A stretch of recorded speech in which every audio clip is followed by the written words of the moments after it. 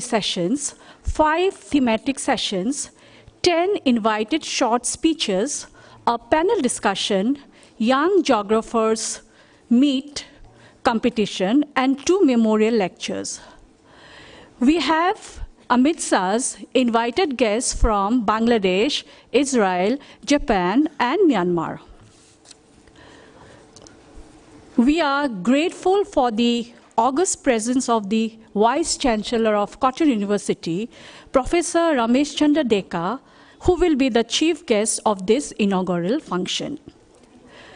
We are honored to have amidst us Professor Emeritus Pua Bar of Ben Gurion University of Negev, Israel, as the guest of honor.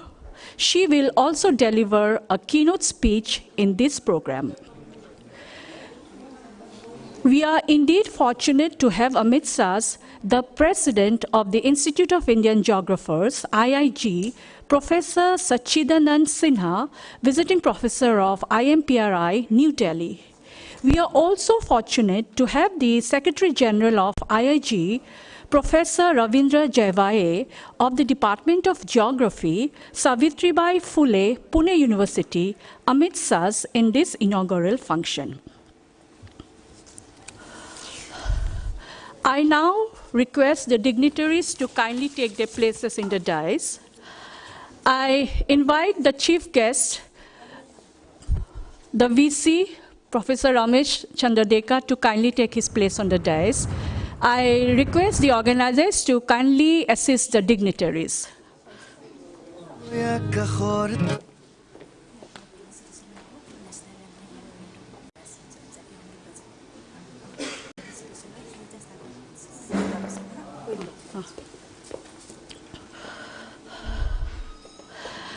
I now request Professor Emeritus Pua Bar to kindly take her place on the dais.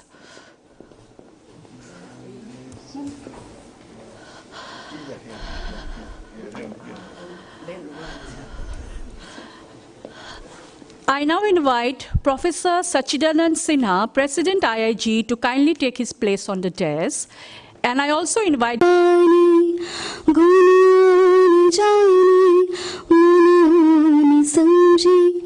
शास्त्रों की भाषा आगम की बानी हम भी तो जाने हम भी तो समझे विद्या का फल तो हमें तार दे माँ हे शारदे माँ हे शारदे माँ अज्ञानता से हमें तार दे माँ हे शारदे माँ हे शारदे माँ अज्ञानता से हमें तार दे माँ.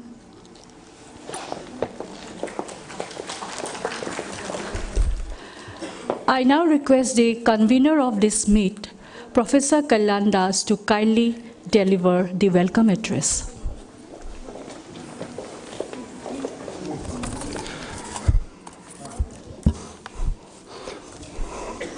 Good morning.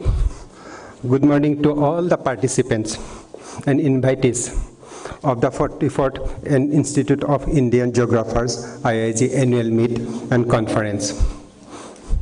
We welcome you all to Cotton University, Guwahati. We are grateful to all the dignitaries at dais, Honorable Vice Chancellor of Cotton University, Professor Ramesh Chandra Deka, Professor Emeritus Pua Bar Kutiel of Ben Gurion University of Negev, Israel, Professor Sachidanand Sinha, President of IIG, Professor Ravindra Jaivaye, Secretary General IIG, for your kind presence at this meet. We also welcome and grateful for presence of respected deans of Cotton University, respected teachers, past teachers of our university. Dear participants, you may be aware that Cotton University is the first institution of higher education in Northeast region of India.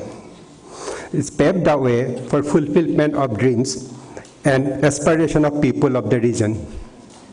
This institution, its present structure of university, is based on the solid bedrock built and shaped by relentless work of the teachers and well-wishers over the century, and thus became a space of interaction of social, cultural, economic, and political values to discuss, visualize, and usher in development process of the country. We are grateful to the IIG for the opportunity given to host this conference at our university. The proposal to host the conference came from the IIG Vice President, Professor Bimal Kumar Kaur, and IIG Journal Editor, Professor D.K. Nayak, in March 2023. We subsequently, after discussion with the faculty at the department and authority of the university, conveyed our willingness to host the conference at our university. Our university is small, not adequately equipped to accommodate a large conference, but experience of the university to successfully organize numerous conferences, meets, symposiums in the recent past, including the Conference of International Geographical Union in 2010, have been giving enough confidence to respond positively to the proposals of institutions and organizations. The Vice Chancellor, Professor Ramesh Chandra Deka, Registered Dr. Arindam Garg, well-wishers, alumni, retired teachers and colleagues at the university, teachers of Department of Geography, Guwahati University, and many colleges of the state have been the source of strength and inspirations to our preparation for this event. The concern of Professor Devendra Kumar Nayak, Professor Bimal Kumar Kaur, the IIG Secretary General, Professor Ravindraji Jayavya, the IIG President, Professor Sasidananda Sinha, on plan and preparation of the conference have moved us. We would like to deeply acknowledge the contributions and support received from the Science and Engineering Research Board, Indian Council of Social Science Research, New Delhi, Indian Council of Social Science Research, Northeast Regional Center, Northeastern Center for Technology Application and Research, NECTOR, Shillong, OKD Institute of Social Science and Development, Guwahati, National Bank for Agriculture and Rural Development, and the Pollution Control Board of Assam for their support to organize this conference. We are overwhelmed by the response of the participants. We received more than 400 abstracts on the 15th sub-theme of this conference, and the review of abstract revealed the richness of ideas and contextualizations. Listening and discussion would draw how relevant are these to contribute to the domain of knowledge and policy. Our gratitude to all the participants, presenters, invited speakers on the theme, and plenaries. We appreciate your effort to be present here. Our sincere gratitude to Professor Emeritus Puabar Kutel for her kind consent to deliver the keynote. We express our gratitude to the participants from the Myanmar, Bangladesh, and Japan. We believe that the contribution of all under the domain of the conference theme would be interdisciplinary and holistic to address most of the concerns and discussion on development fronts in this contemporary world. We hope that the discussions at the conference would help to draw myriad aspects of developments at the grassroots and the finer locality-specific economic and cultural approaches, practices, and regulations, all required to understand and address sustainability of this art and guide our state system. With this word, we welcome all of you to the conference. Thank you. Thank you very much.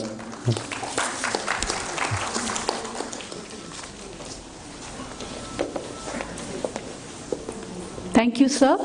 Now, may I request the Secretary General of IIG, Professor Ravindra Jaibhai, to kindly enlighten the gathering with a few insights regarding the association.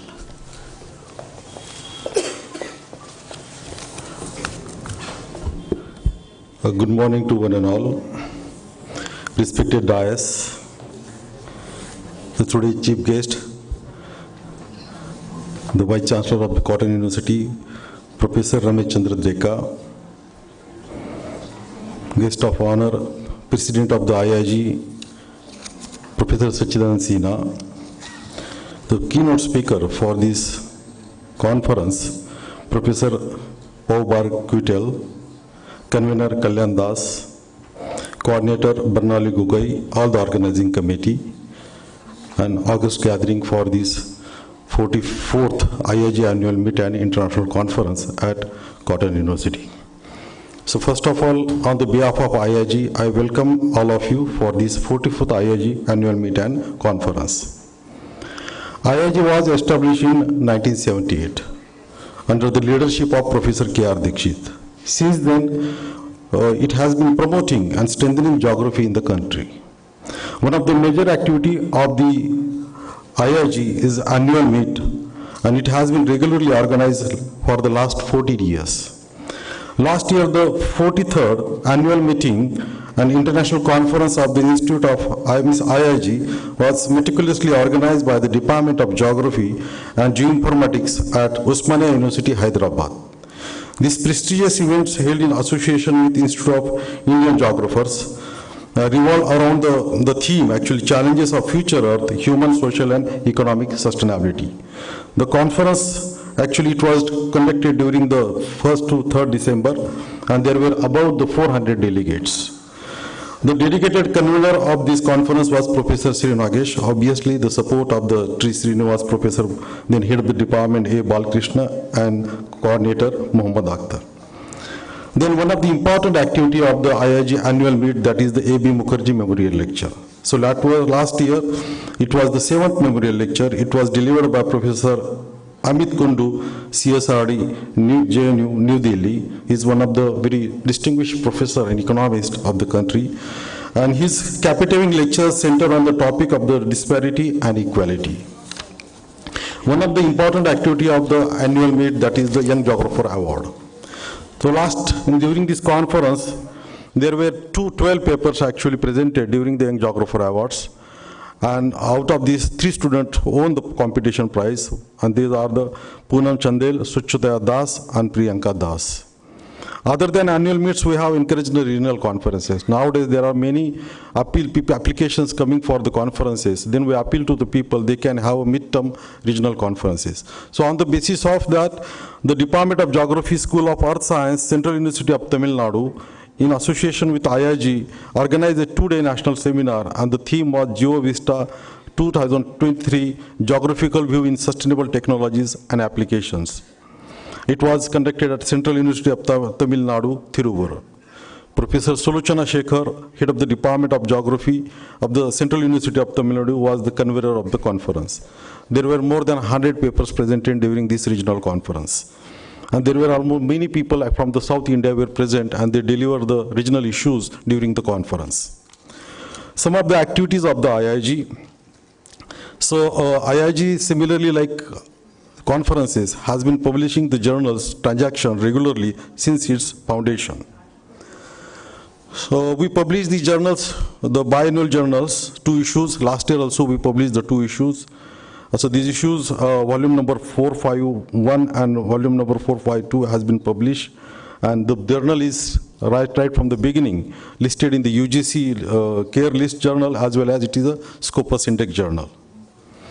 And obviously, I just want to acknowledge the support given by the ICCSR every year for giving the grant of around the 1,50,000 rupees for the publishing the journals.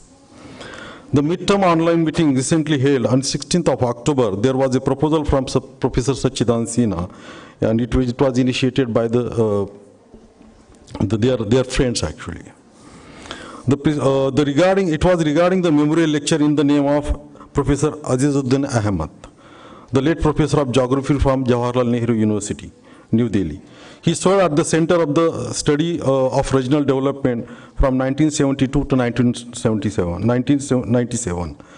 The proposal was discussed and it was given the consent by the Governing Council. I'm just mentioning here this important decision taken by the Governing Council, because this conference will be remembered forever for this first Professor Azazuddin Ahmad Memorial Lecture. So this was one of the decisions we took last year, and that was everybody is delighted among all this IIG fraternity. Regarding the membership, every year there has been a steady increase in the number of the membership, especially after the pandemic. Definitely number is increasing significantly, and presently we have 1,179 total life members. So apart from that, there are the different opinion given by those who are the Governing Council member and member of the IIG. Accordingly, we have decided now, after this COVID-19, online is become one of the platform to share the things across the country. So we have decided to take the opportunity of that. So along with this offline meeting, so there will be some debate, there will be some lectures and discussions regularly will be conducted during these coming years. One more thing, we have last year is taken decision by the IIG to be published the volumes, all the past volumes in thematic manner. So there was a discussion with the Rawat publication, almost it was materialized, and soon all these volumes will come for the available to the everyone for the geographic fraternity. So this is the report of the annual report of the IIG. So thank you so much.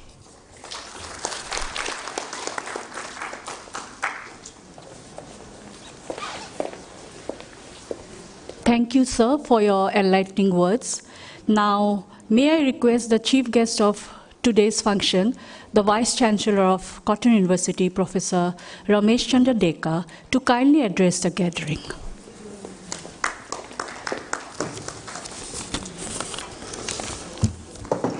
Good morning, everyone.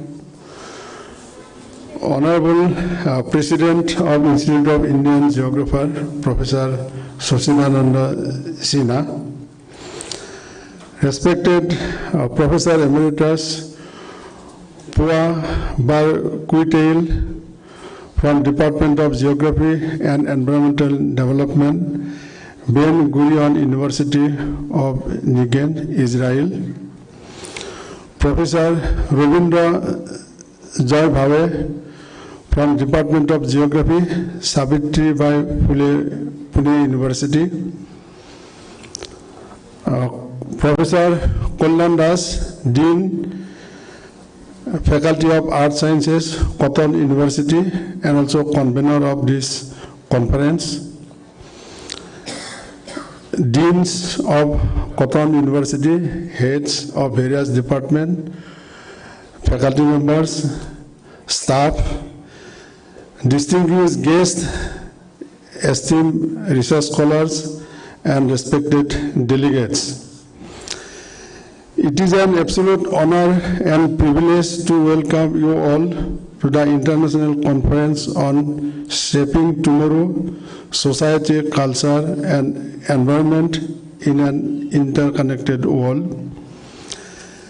This gathering represents the convergence of minds from diverse fields, united in one shared pursuit of understanding and influencing the intricate tapestry that binds society, culture, and the environment in our interconnected global reality. As we stand at the cusp of a new era, characterized by rapid advancement in technology, unprecedented connectivity, and the ever-evolving dynamics of our world, the theme of this conference, Shaping Tomorrow, becomes not just a statement, but a call to action. Your collective endeavor over the next few days will serve as a crucible for ideas, a nexus of knowledge, and a catalyst for change. Society, in all its complexity, is the heartbeat of human existence. Our interactions, institutions, and aspirations shape the world we live in. The diverse range of topics on societal dynamics that will be explored in this conference promises to unravel the intricacies of social structure, behaviors, and the forces that mold our collective destinies. Culture, the mosaic of human expression, belief systems, and shared experiences, is a powerful force that transcends borders. Understanding culture and appreciating the diversity that enriches our human experience is paramount as we navigate an interconnected world.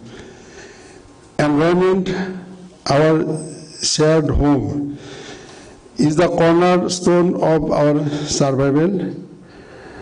The delicate balance between human activities and the environmental demands and the environment demands our immediate attention. This conference provides a platform to discuss innovative solutions, cutting-edge research, and collaborative efforts to ensure the sustainability of our planets for generations to come. The very essence of our theme underscores the interdependence of society, culture, and the environment. The interconnectedness that characterizes our world today necessitates a holistic and collaborative approach to addressing the challenges and opportunities that lie before us. As we engage in rigorous discussion, exchange ideas, and forge new connections, let us remember that the knowledge generated here has the power to shape policies, influence perspectives, and inspire action that will resonate far beyond the confines of this conference venue. Let this conference be a testament of our collective commitment to shaping a tomorrow that is sustainable, equitable, and harmonious. In conclusion, I extend my deepest gratitude to all of you for your presence here today. May our deliberations over the next 3 days be enlightening. May our collaborations be fruitful, and may the impact of our collective effort resonate in the corridors of academia, policy, and the society at large. Thank you. Let us embark on this intellectual journey together, shaping tomorrow for a better world. Thank you.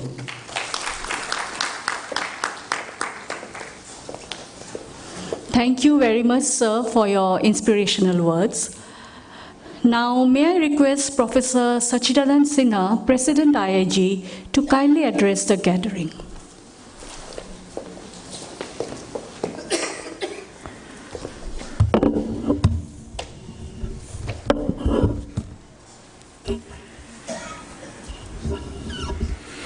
Thank you, Cotton University, the organizers of the 44th Annual Meet and International Conference, Professor Deka, Professor Bar, General Secretary Jai Bhai, and Kalyan, for putting together everything that was needed for the conference. And I cannot be thanking myself for whatever efforts that has been made here. But let me extend my gratitude and thanks to the Vice Chancellor and Cotton University for making this wonderful arrangement where I think, the nature of discussion on the theme that has been put forward will certainly become very, very fruitful. In fact, the convention is that when there is a presidential address after the Secretary General makes a report. I mean, this is just a kind of a practice that we reflect upon what we have been doing for the last so many years.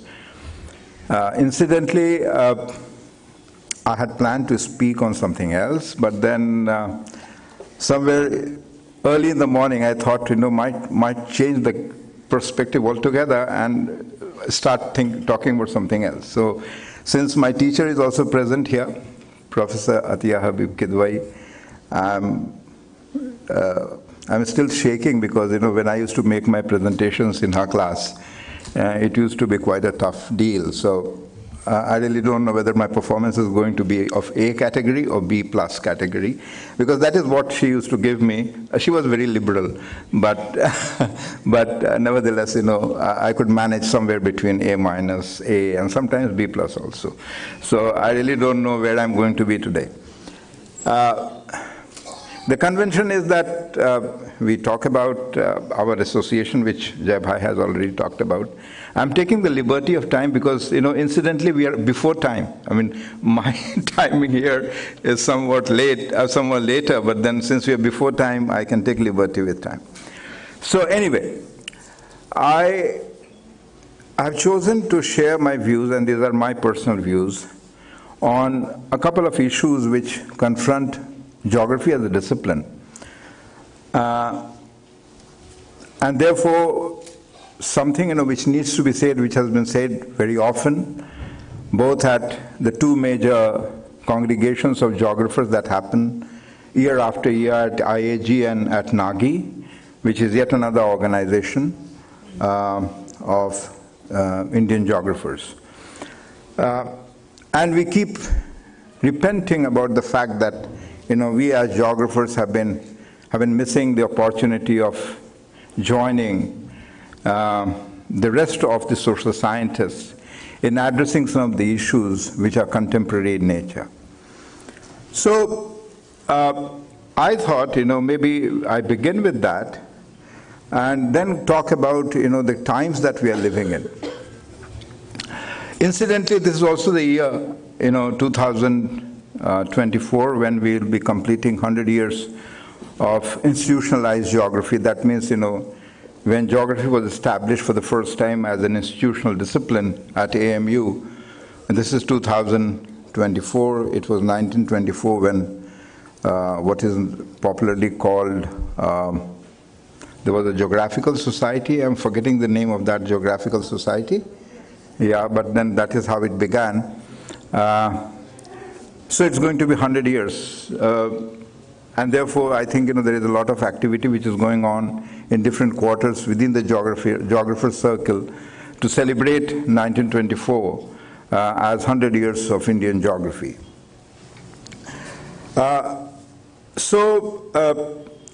Let me take this opportunity to submit before you some of the considerations of the contemporary issues that need to be incorporated within the teaching and research curriculum of geography in India. While some of these issues may find a reference or two in a few universities that I'm going to talk about, their absence from undergraduate and postgraduate curriculum is conspicuous. The geography curriculum in India majorly revolves around what is where and with little recourse to why. It also shies away from engaging with challenges that have emerged, particularly in India, after the structural adjustment policy or neoliberal reforms were adopted in 1991. So the rest of my presentation is all about what have been the consequences of the neoliberal reforms and what is it all about and how we geographers could perhaps respond and what are the likelihood of the future scenario, because the topic of this seminar is also associated with shaping tomorrow. What is the shape of tomorrow that we are likely to perhaps arrive at? This is one such possibility, this is one such scenario. I really do not know whether this scenario could be real or it is just imaginary, but that's my personal opinion. When we talk about neoliberalism, it implies Just a minute.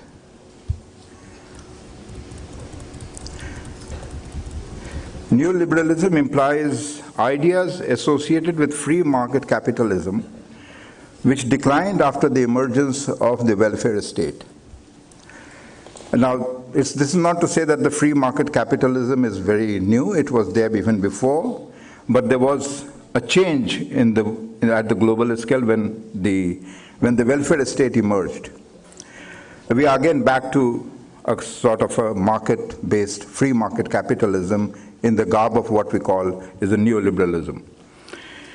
And this idea of the neoliberalism is that the idea of the competitive market in economy, society, and politics is heavily dependent on the state.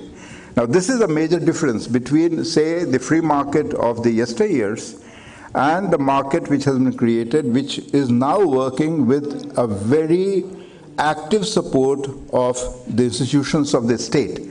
The state, therefore, has become the prime mover of bringing about neoliberalism or neoliberal reforms.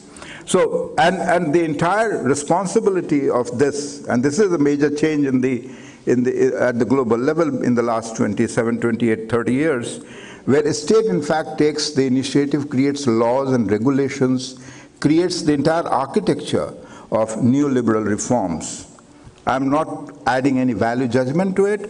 It's only understanding the process.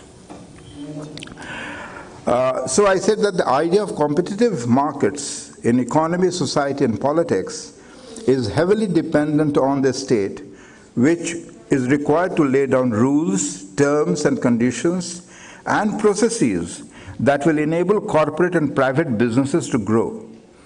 Neoliberalism views all goods and services, including those such as access to drinking water, healthcare, and education, as commodities that must be produced and consumed through open and competitive exchange in the market context. While I may represent a critique of it later in my presentation, allow me to say that ever since the recommendations of the Washington Consensus, this is a kind of a lobby which in fact worked globally in order to bring about what we know as the neoliberal reforms. It started with the Washington Meet, and there were about a dozen such major aspects which in fact gradually have been introduced through the international agencies, which particularly in the global south and India inclusive. The recommendations of the Washington Consensus have become the dominant mode of public policy globally. It is the state in the developed north and the global south that has rescued businesses. And this is very important, that in the last 3 decades, if you look at this global scenario, you'll find that all such global businesses, as and when they were in crisis, they were rescued by the taxpayers. They were rescued by the state, whether it was the 2007 financial crisis following Lehman Brothers collapse and the subprime mortgages which was happening. So the taxpayers, although the welfare state has ceased to exist, or it is presumed that it doesn't exist, that everything will be delivered through the market, what we really see that the market imperfections and market challenges that the market has faced, as and when there were situations, were liberated by, again, the state. And what a state is, a state, after all, runs on the basis of the taxpayer. So this is an important observation which has to be kept in mind.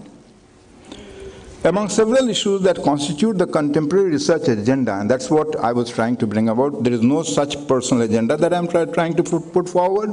My only intention is to engage, create an invitation for everybody sitting here to in fact start engaging with some of these issues in their classrooms, in their research areas, and so on and so forth. So among several issues that constitute the contemporary research agenda and focus of social sciences in general and human geography in particular, because I am a human geographer, so that's the area of my concern.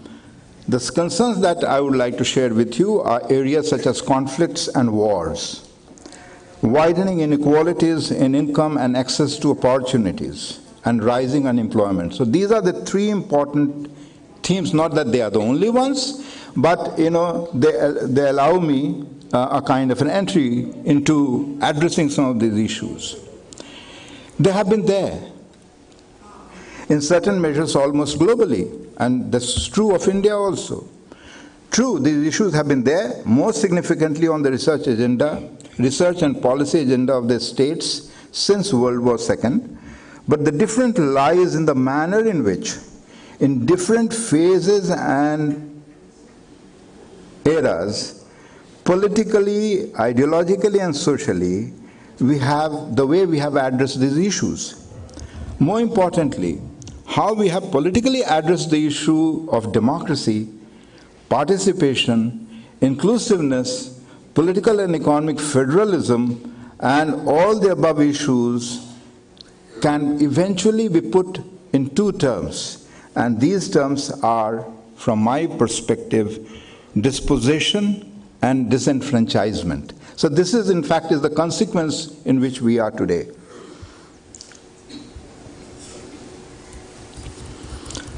Talking about conflicts, wars, and security that form topical themes in political geography, we in India have barely gone beyond geostrategic theories. There has been no place for understanding even these during the Cold War and after. Or shall I suggest that after the heydays of colonialism, forces of a new variety of economic imperialism have been unfolding and creating new bases of wars and conflicts, or something that is not very obvious. Enumeration and description of facts about wars and conflicts are good for MCQ-based competitive examinations, but they hold little value for understanding causes, consequences, and mitigation of conflicts. Why has the Ukraine war taken so long to reach any resolution, with common citizens continuing to suffer in the wake of global organizations, governments, and institutions choosing to look the other way? Why should we not ask the same question in the context of Israel-Palestine war that has decimated over 20,000 innocent people? What about our own Manipur? What are the theoretical and analytical propositions being employed or discussed by geographers on these issues? We need to address some of these issues, but there is a problem here. How do we bring about a change in the curriculum in the light of the new NAP? What provisions and challenges does it posit, structurally, intellectually, and operationally? I hope we will find some time and spend some discussion on some of these issues during the IIG conference at Cotton. Rejoicing India's achievement as the third largest economy is one thing, and not talking about conditions of hunger and destitution is another. We as a country have done remarkably well given the structural conditions of our society in tackling starvation, and of late have begun to understand what constitutes food security. We have 80 million people, or what is that number, which in fact is still dependent on PDF, and that really speaks volumes of what we as a state is trying to understand on the basis of, on the question of food security. One may feel passionate about one or the other perspective and continue to debate why India is so low on the global hunger index. But the substantive issue of nutrition of women and children reported by our own NFHS 5th can only be ignored at our peril. Making maps is not good enough. We have to go beyond and engage with questions of policy and governance. We have to understand why, even during the COVID-19, our allocation and expenditure on various aspects of healthcare, women and child development declined in real terms. What policy implications can thus be drawn? Training and researching these questions will be significant. But here again, there are structural problems. How research candidates or supervisors place their preferences of working on a certain theme in the wake of the new research foundations nationally and at the state level being constituted in order to guide researchers all over. The government can lay down priority of research and also mobilize funds, but the procedural and bureaucratic questions still needs to be tackled. And therefore, these are some of the challenges which we as an academic have to, in fact, talk about. Researchers have produced enough evidence to suggest that unemployment situation in India is grim and ominously high. I mean, there is no two opinion that, we have very high rate of unemployment. According to the PLFS, that is the Periodical Labor Force Survey, overall unemployment in India, and this is from the government records only, it is not my calculation, overall unemployment in India has touched 6.1% in 2017-18. This is the highest rate experienced in India ever since labor force surveys began about 45 years or before. In 1922-23, indications are that unemployment rate would be, if in fact eventually it is evaluated on the basis of the latest round, where some people have done it, some economists have done it, and these figures I'm quoting from there. The indications are that the unemployment rate the overall unemployment rate in 2022-23 was about 14%, more than double of its level in 2012. For the rural men in the 15 to 19 years of age group, the figure skyrocketed to 17.4% in 2017-18. The regional variations have serious implications. I mean, so unemployment in Bihar is not the same as talking about unemployment in Haryana. The number of those who are available for work, and this is a very, very remarkable shift which has taken place in the last 2 decades. The number of those who are available for work but have given up search for jobs is dangerously high. The figure is close to about 96 million in the working age population. That's something which is very disturbing. Little said about the unpaid self-employed. I mean, this is a very, very important thing. Half of those who are employed are not paid. And they're employed in what is called self-employment. That means they may have a shop. I have a shop and my son also sits. But he is not paid.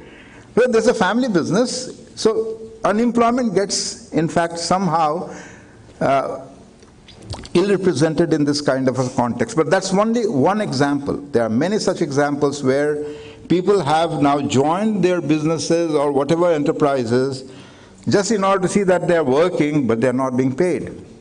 And they don't earn anything. The payment doesn't mean that, payment is only a kind of reflection of whether it is translating. The time is spent is getting translated into some kind of a value for the economy and for the family.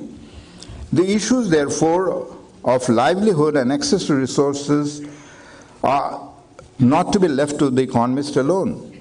We economic geographers have a responsibility too.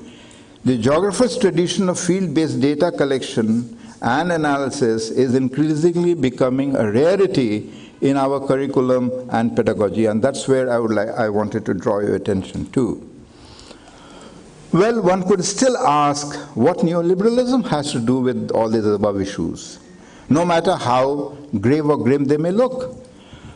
I would like here to invoke once again one of the important perspectives that really changed the course of human geography in the 70s, a work done by David Harvey called Social Justice in the City, but later, he has been responsible for introducing a number of such ideas, and one such proposition is accumulation by disposition, and that is the theme that I would like to bring here very briefly, and then develop a small formulation for your consideration. The idea of accumulation by disposition has been very intensively worked in other branches of social sciences. Unfortunately, we geographers did not pay much attention. The point that I'm trying to make is that whether we accept the idea or we reject the idea, but making it part and parcel of our curriculum provides us the opportunity to in fact engage young minds who in fact can critically look at some of these propositions, not that these propositions are always going to be correct. Therefore, I would like to propose the following formulation for your consideration and engagement. And I wish to call this formulation as an emergence of new citizenship. Now, you may ask, why am I talking about citizenship? What geographers have to do with citizenship? Well, human geography has a fairly long tradition of debating citizenship in the context of territoriality of human activities and so on and so forth, so we can just go on developing it. So I wish to call it new citizenship, and I must thank one of my former students for having, because her thesis allowed me this idea to in fact talk about new citizenship. And why I'm talking about new citizenship and how is it different from the old citizenship of the modern rational legal state. I will briefly talk about that and then move on to my formulation. So new citizenship, the term that I'm using is in the absence of any appropriate terminology or phrase to which I was exposed at the moment. The proposition draws upon the history of society, people, and the history of a state. In the pre-modern world, there were rulers and subjects, so there were no citizens. There were rulers, there was the king and the queen, and there were subjects. The king and the queen held absolute power, and their will comprised law. The idea of citizenship is a product of political theories that gave impetus to democracy as a system of governance. In the wake of the free market, state corporates and their alliance, it further underwent a change. And this is the recent change which I'm really talking about, particularly with the Global South. The idea of citizenship is a product of political theories, but in the wake of the free market state corporate alliance, I'm talking about, as I said in the beginning, that the new corporate architecture cannot be supported, cannot exist without the state being there. So a state, in fact, takes a very important role. I mean, the state is the driving force. It's not the corporate which is in the driving force, as it appears to us.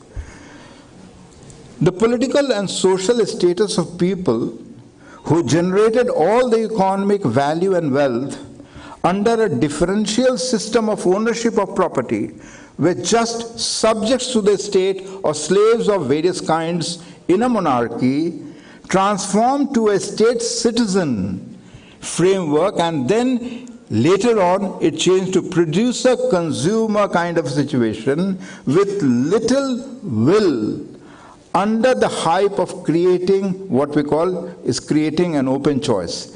If you go through the documents of Human Development Report, you know, they define development in terms of enlarging people's choice. You know, if you look into democracy and the modern political theories on democracy, it talks about the centrality of the citizenship.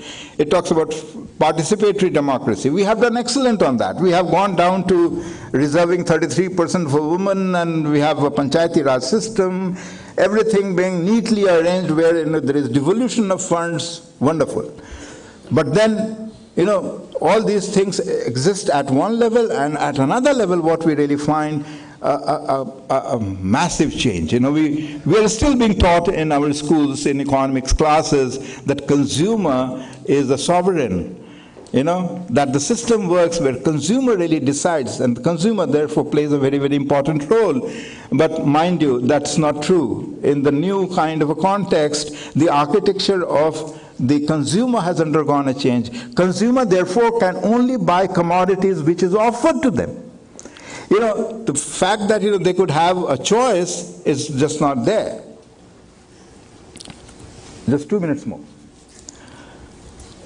So in wake of the free market state corporate alliance, the differential system of property ownership, when there was slavery during the monarchical system, citizens in the in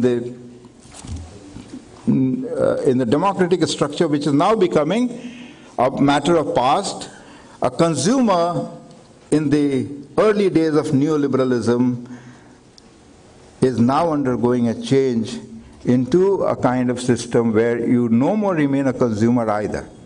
You become enslaved in a different kind of a system where your existence, we as citizens, would become automated and isolated in the wake of this new technology. Automated because we are going to be governed by a certain kind of course of action.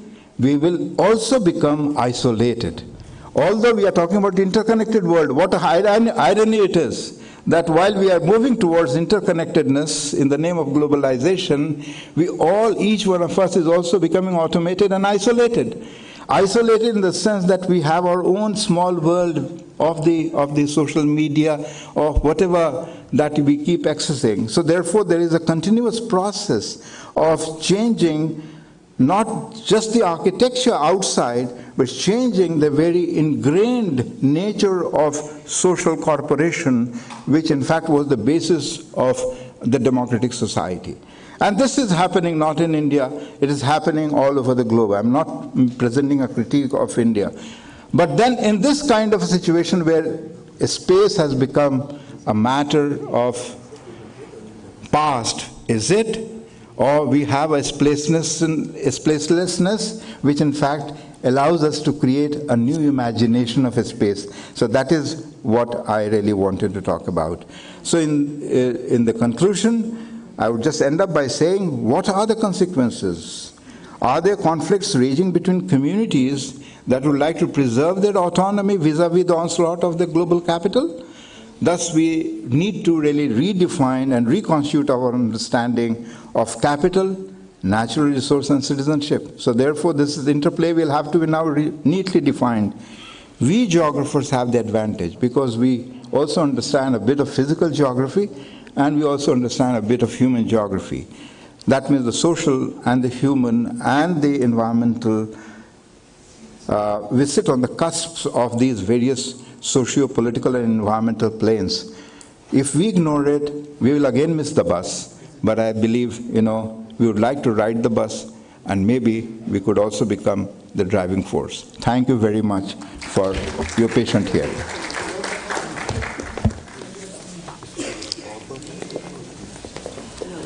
Thank you, sir, for your very interesting and thoughtful deliberation. We look forward to learning more from you in the coming 3 days. Now we are going to release the abstract volume of the 44th IIG Annual Meet and International Conference. May I call upon the editors, Professor Kalyandas and Professor Bornali Gogoi, to come forward. I request our chief guest, our Vice Chancellor, Professor Ramesh Chandra Deka, to kindly release the abstract volume.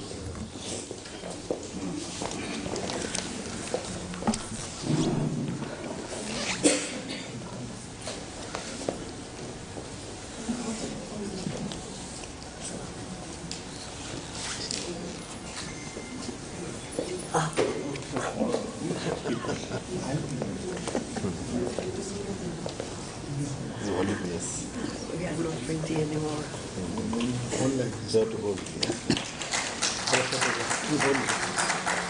Ma'am.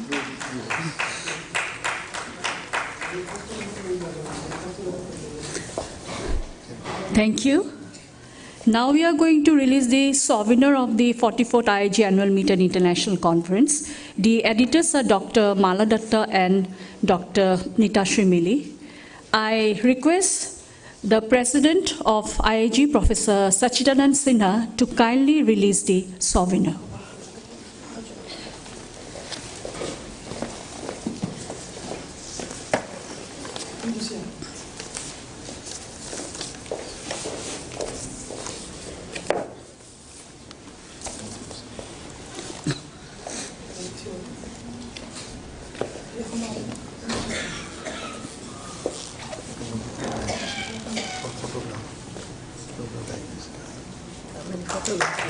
Yeah.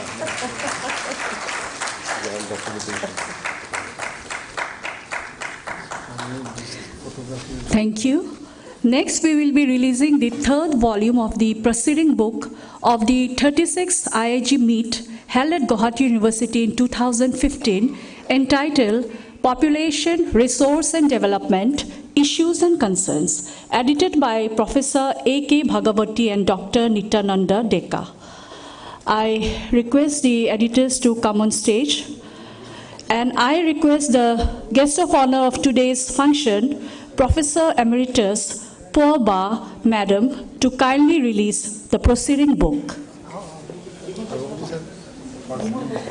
And may I call upon the convener of the 2015 IIG meet, Professor Bimal Kaur sir, to come up on the stage to release the book. Surprise?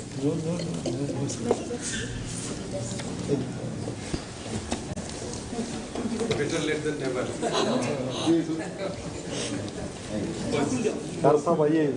Will be releasing? Here, from here. Yes, madam. यहाँ से आप यहाँ आप इधर रहना है ना?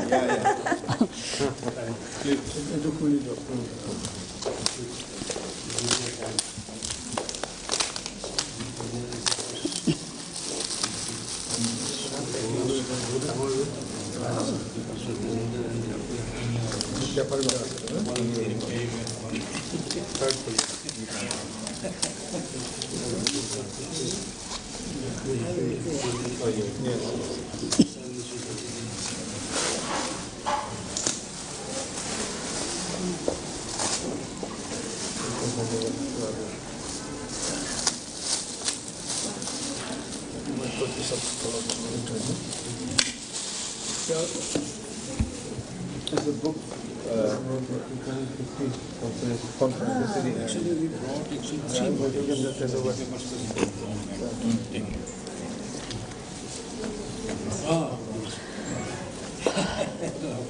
Okay.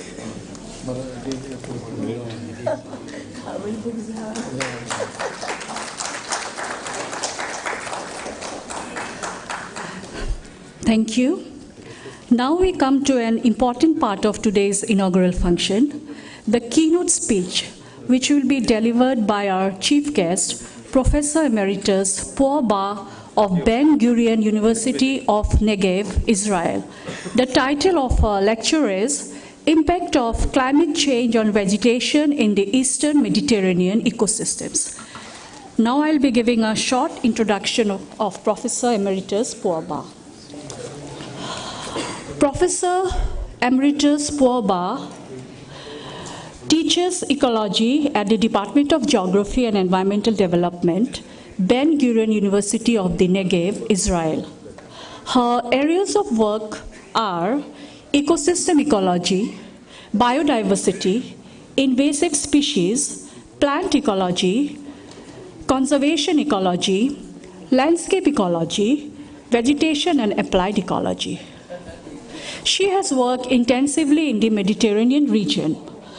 Professor Puaba has been adopting holistic approach concerning nature conservation and management of ecosystems.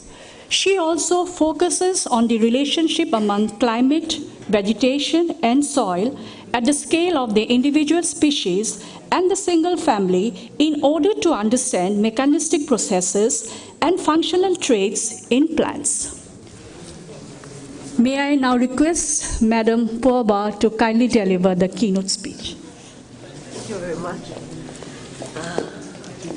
I think we'll go down so that we can Okay. see your presentation.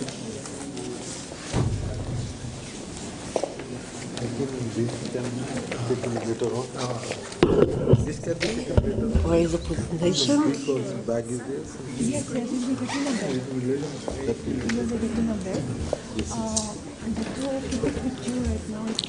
And the screen will remain over there? The screen, it's over there?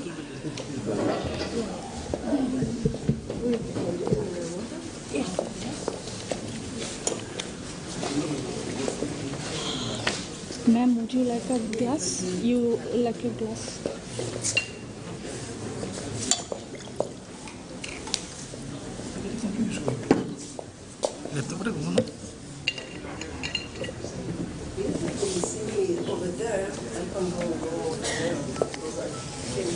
better. Whatever is on the, what do you think? It's better if I will stay here? It's better if I will stay here and just show the slide over there? You can start from here. No more. I will do my best. This is the pointer? This is the point. Okay. It's up to you, ma'am. If you want to go down, you can go down. In the Okay. Where is the presentation? Just open it? The climate? 1 minute. This is the... No, this is the position. This is it's on there. It became... Oh, Can I change start? the color. Okay, start. Okay. Start. You didn't start.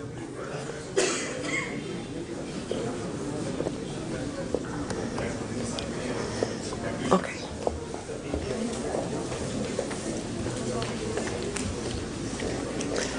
Okay, good morning. My name is Tua, as you heard. I am from Israel. I'm studying my background is biology and ecology. And 20 years ago, I was offered to move to another university, to the geography department, and to develop a solid program on environmental studies. And since then, Hello.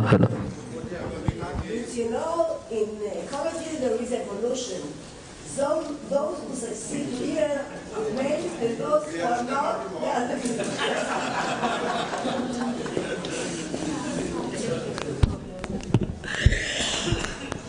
For me, you know, I am a very temperate woman. I can't stay just in front of the screen. Okay. I decided to give a short presentation on climate change, which is a very now warm and very important issue. And we will look what kind of things we are doing. I will focus on vegetation, Eastern Mediterranean. No, it's okay. I will be... the flower will help me. Okay? And I show you all kinds of studies that we are doing in the region in order to understand the processes and even how to cope with those problems that are following this climate change. So if you're able to see the slide over there, climate change actually occurs on globe for millions of years before humans could affect them. So the climate, these changes took long for millions and millions of years. If you look, I can show you over there. If you look, it's very difficult. If you are looking here, you can see this period is the Paleozoic period. And you can see this is an average temperature that fits nowadays. You can see that during this period, temperatures were higher than 2 to 14 degrees Celsius. At the end of this Paleozoic period, more or less 2 million years before, 90% of life on Earth was extincted, 95%. Later on, 66 million years ago, the most famous and familiar extinction was when the dinosaur diminished. Later on in the Pleistocene, we had some other periods of cold and hot period, and it was followed by extinction and by distribution of species. Climate change, together with the continent movement, actually caused significant changes in distribution of plants and animals. So if you will see the slide, I'm quite a little bit disappointed because the slides are very nice and the colors are different. It will be much better to understand them. But at the moment continent moved, and we are looking now at the Middle East, in the Mediterranean region, the Euro-Asia continent, which included Asia and Europe and Africa continent, they were not connected at all. While at the moment they were connected and the Tethys Sea were dry off and diminished, or let's say shrink, so bridges between these continents started to appear, which means allowed plant and animals to go from one continent. For example, the elephant moved from Africa, then go to India, and then go to the top, the mammoths. And donkeys, for example, I'm talking about animals now, they actually came from Asia, then they moved to Africa, and then they spread to Europe. So the same for the plants. So connection of different biogeographical ecosystems actually started at that time. Still human beings were not involved. If you are taking, for example, Israel, and you can see some example, Israel is in the center of the slide, and you can see this is the Middle East. At the north, you can see, we will have another occasion to see this map. We have north, at the southern part of Turkey, we have Lebanon, then we have Israel, and then we have Egypt. There are different definitions from Eastern Mediterranean and the Middle East. In this presentation, I actually focusing on that is defined as I explained. So you can see from the north, we have relics in Israel, comes from the northern part of Euro-Asia, like the white lily. And from the south, we receive, from the south and east, we receive plant and animals that arrive from Sahara Arabian and Central Asia, other plants that arrived when it was very, very, very cold in the region, in the Pliocene. So here we can see, in such a small country of 27,000 square kilometers only, we have elements that arrive from different places in the world, even in very ancient times, and remain in the country as relics. And they can survive there because the conditions imitating those conditions that they used to grow in this region. So if we are looking at temperatures since 1980 until 2021, we can see that the temperatures increased globally by more or less 1.5 degrees centigrade. But we need to have in mind that this is an average. There are some places the temperatures are increasing to 2 degrees, and other the increase is much lower. We blame this increase to concentration of greenhouse pollution, like the carbon dioxide, like the methane and other green gas that are responsible for this increase. But probably there are many, many other reasons for that. The fact is that the temperatures are increasing. So this is the Eastern Mediterranean region. And the Eastern Mediterranean region is a very, very good place to do such works, as the region is a complex of mesic ecosystem, like we have in the north, as you can see. As we see to the north, this is the north, this is Turkey. Here, Lebanon, you see it's green. The green stays for Mediterranean ecosystems. then we are going down, and we are meeting actually the desert, which is part of the Sahara desert, the big Sahara desert. On the east, we have other deserts which belong to Central Asia. So actually, Israel stays in a junction between the Mediterranean, the desert, and even the extreme desert. So tracking changes in climate from the north to the south and from the west to the east is a big challenge and a good opportunity to do it in this region, as even the distances are very small.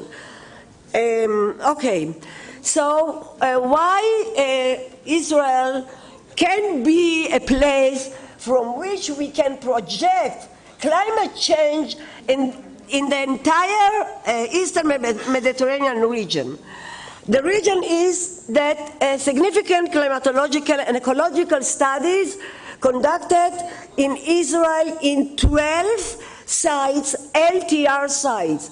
LTR sites, I'm sure you are familiar with this definition, long-term ecosystem research.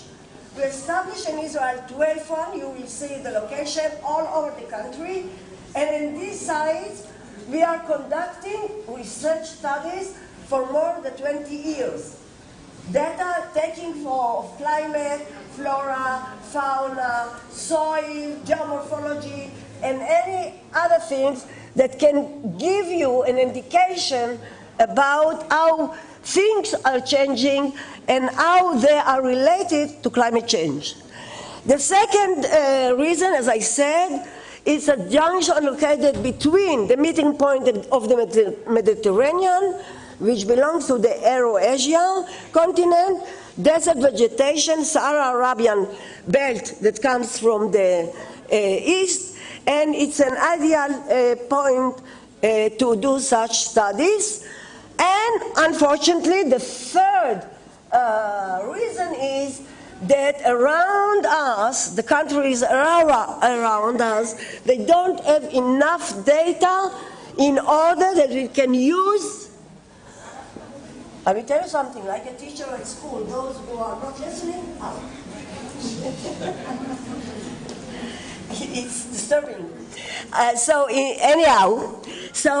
Because the scarcity of good and reliable data from the surrounding, we think that we can provide the results for such a study of climate change. So here you can see on your left all the sites. You can see all the LTR sites, and you can see they are covering all the country, from north to south, 13 sites, and going from the north to the west, to the south, west to east, and they are resembling different microclimate in the region. The other map that you can see, the yellow, the orange, and the red color, actually show based on cap and map what are the major climate in the region. So the yellow stands for the Mediterranean, the red for the desert and extreme desert, and the brown stands for a cool steppe-like climate, which actually has there a big concentration of plants and animals. They arrived during the Pliocene to this area from Central Asia. So again, the same lady with the other coat. You can see the Eastern Mediterranean with Turkey at the north. The green color stands for the forest and the shrubs. The other colors, the green color, the olive green color stands for the vegetation of the desert, and the brown one for the Irano-Turanian, those who come from Central Asia. Looking at temperatures in Israel, if you are looking, the line in the middle shows the average of an average of between 1996 and 1999. We can see that the temperatures fluctuating until they are reaching a point in which they increase above their average, and the temperatures from 1987, they are increasing by 1, 2, and even in some event with 3 degrees Celsius. If we are predicting what will be in 2100, there are 2 scenarios. One of the scenarios that in 2010, the region will have 4 degrees Celsius more than today, and another scenario that predicting that it will be only 2 degrees. So we will see when we will meet here in 2010. So concerning the rain, in the project that we had following the mortality of planted forests in Israel, we followed 18 consecutive years about the rain situation along the country, all over the country. So you can see that 2 things that you can see, if you see, from this diagram is that there are couples of years. If you are looking 1940 and 1990, the two ones, if you are looking at these 2 maps here above, you can see the color, the orange color stands for low rain amount, and the blue one for higher. You can see when you are comparing this year with this year, they are completely different. And there are many others. Like for example, if you are comparing this year with this year, they are completely different. So you can see the differences between years is very, very great. And if you are looking at this series of maps, you can see that since year 2004, less and less and less and less rain appeared all over the country for about 5-6 consecutive years. So you can see the fluctuation are on micro scale and a larger scale. Again, we see the isoyads of the rain. It's very dry until even it's very dry here, and as you are going to the top, the color there is a gradient of rain, and it reaches at the top 1,200 millimeters of rain, while in the south it can be only 10 millimeters of rain. Have in mind that we have this distance from the top to the south, it's only 550 kilometers, which means as a researcher or ecologist in my case, if we want to collect data, we can do it in one day. And come again and again, repeated visit to take all this data, while other places that I work in the world, you should go 100 kilometers in order to reach each side. And the same, you can see the gradient is extremely sharp, going from almost no rain until the place where you have no rain. So this is the map, and the research methods, we use several methods in order to cover all the possibility to get the idea if there is climate change, and if there is, what is the impact. So a consistent spatial and temporal observation in LTR, those sites, a consistent observation in sites along climatic gradient, considering south and north sloping phase in order to at the same site, see what are the changes between the south and the north, because it's another way to look what would happen if it will be drier or it will be more wet. And simulation control experiments, you will see, especially when we are talking about plants, seeds, invasion plants, so it follows by a very intensive experiments, and of course simulating mathematical models. So all these data we are using when we are doing our studies. Now I will give just few studies that I'm involved on them to show you what we get when we are looking changes in the ecosystem. So this ecosystem is in the south. As you can see, it is marked here, and the map just on the left.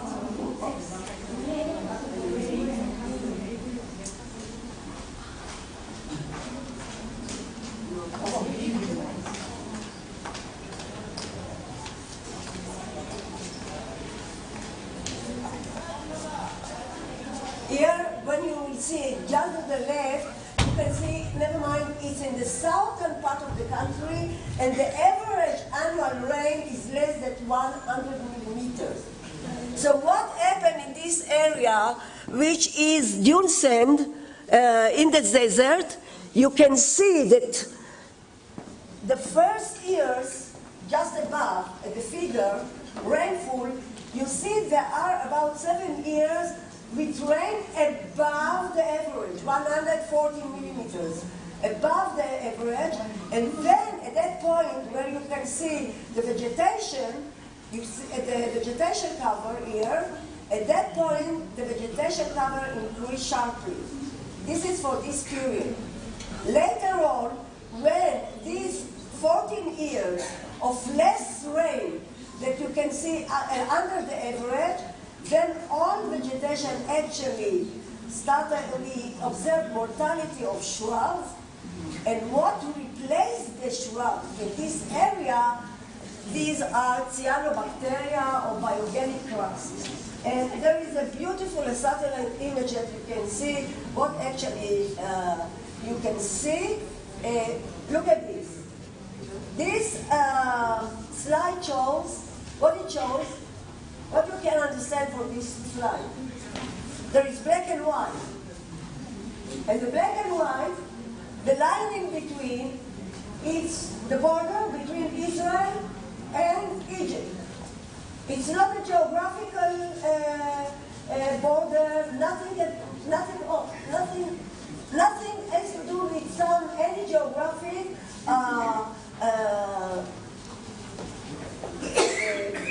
phenomena that determine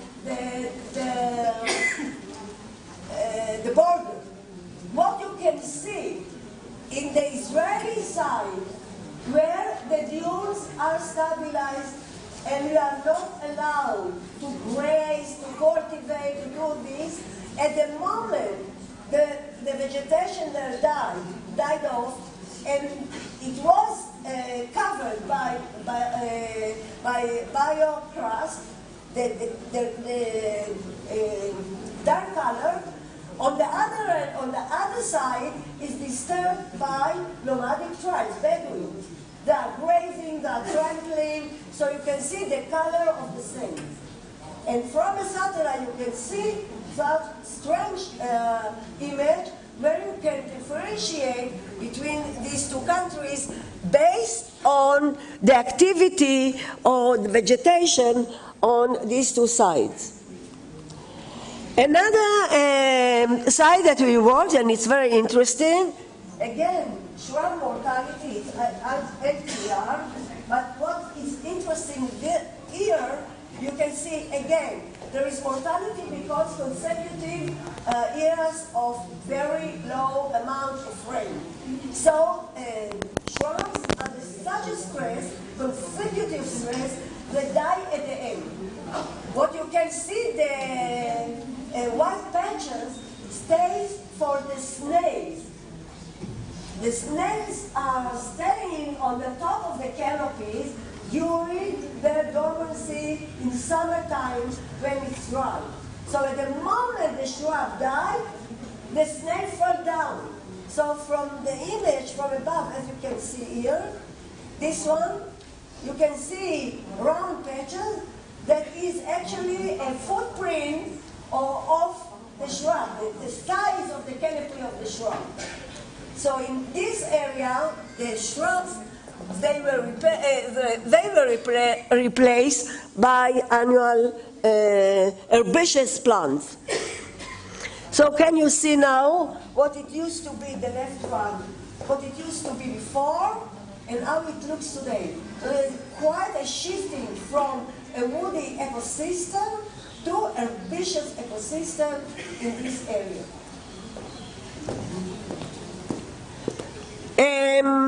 Another study that we worked on mortality of Aleppo pine, which is a local pine, and we asked if there is mortality, and if there is mortality, where it happened. And we do this study from the north to the south. So we followed all this gradient, taking into consideration southern slopes, and what we can see here, that you see all the gradient over there, from here to there. We see actually the mortality occur only in areas less than of 500 millimeters of rain. All the pines, they died, and especially they were died at the southern slope face, which is more arid. So you can see that what happens, there is die-off of trees, but in certain areas where the rain is less than 300 millimeters of rain. And again, this is another one, and you see all over the country, all over the gradient, we can see that there are differences. At the top you can see before the differences in NDVI for the cover from the north to the south. The south is less, and the northern is higher.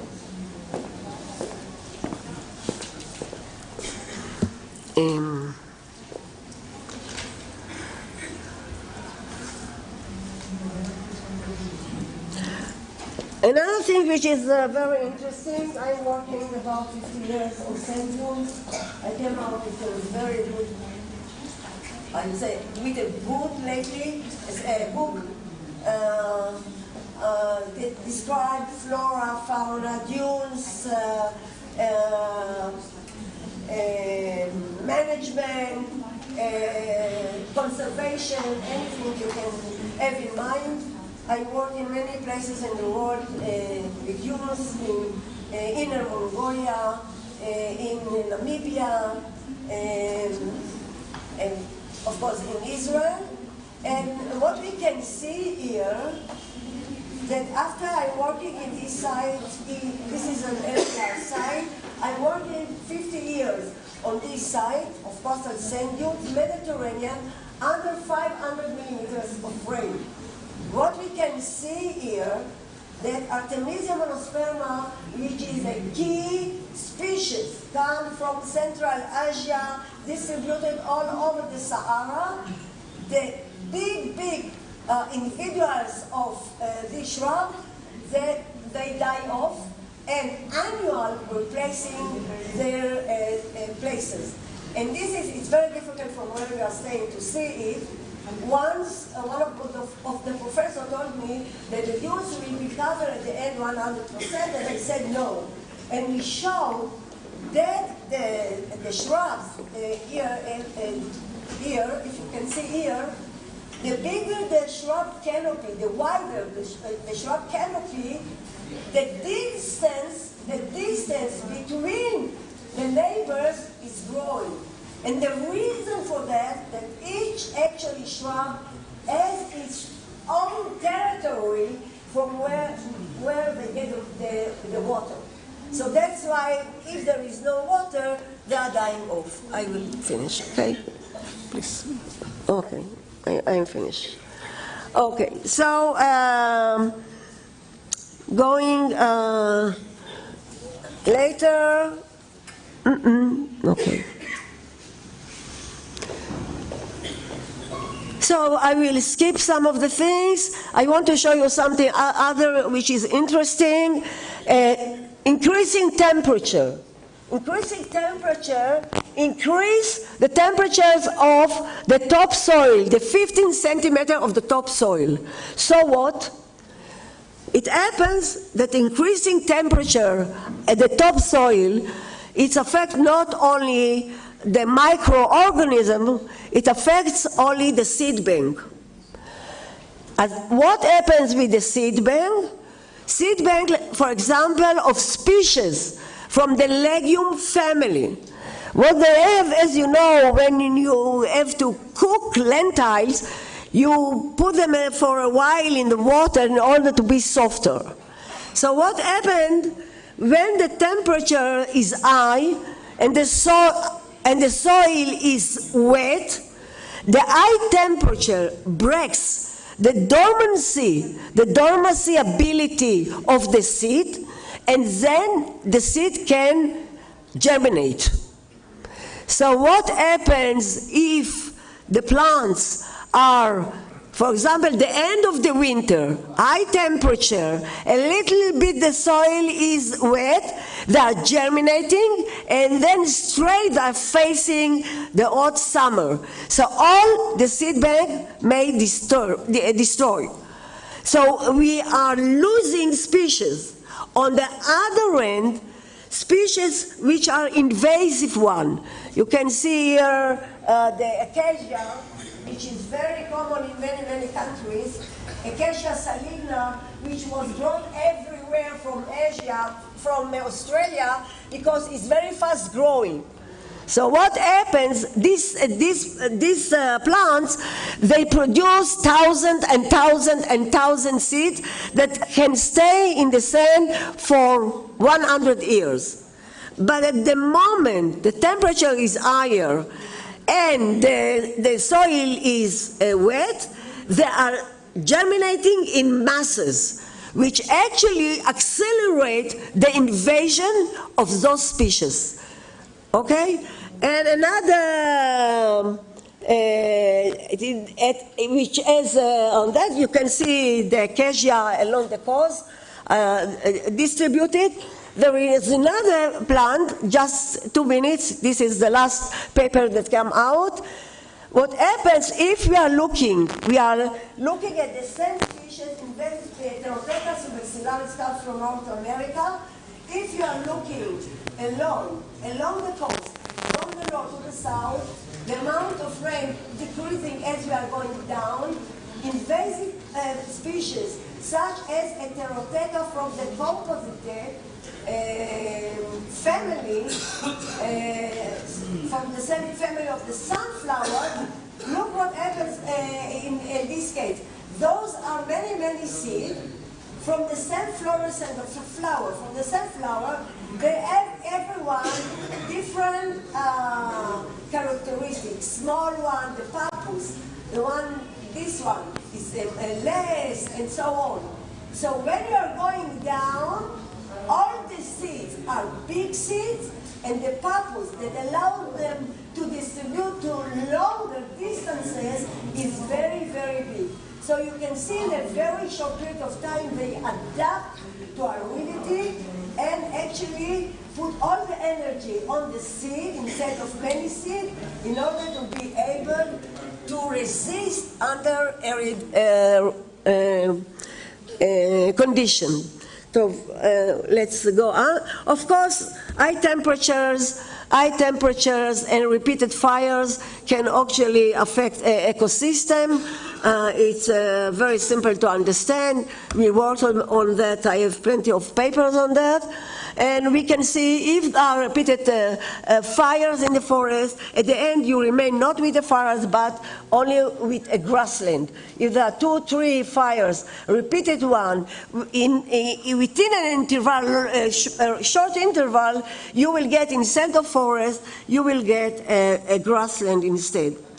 So in a summary, climate change have occurred on Earth long before, but human beings, or what we are calling Anthropocene, doing their change very fast, very intensive, without having the chance to overcome the change. The Eastern Mediterranean is located in the junction, so it's a good case study to work on climate change. Studies conducted in Israel on impact of change, a regime showed different changes and came to the conclusion the first ecosystem that are actually affected are those that are in the arid and semi-arid. Increasing of temperature will cause germination, spread, accelerate invasion plants. Of course, long-term ecosystem management may solve some of the problems created by climate change. Regarding vegetation, the management should focus mainly on biological invasion and wild forest fire. Thank you.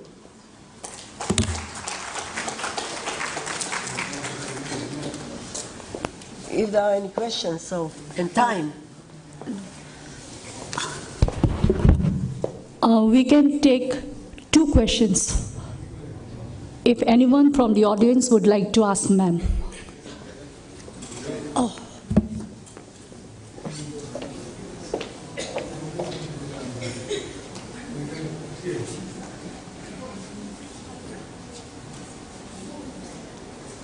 Respected professor, first of all, I congratulate you for this wonderful talk.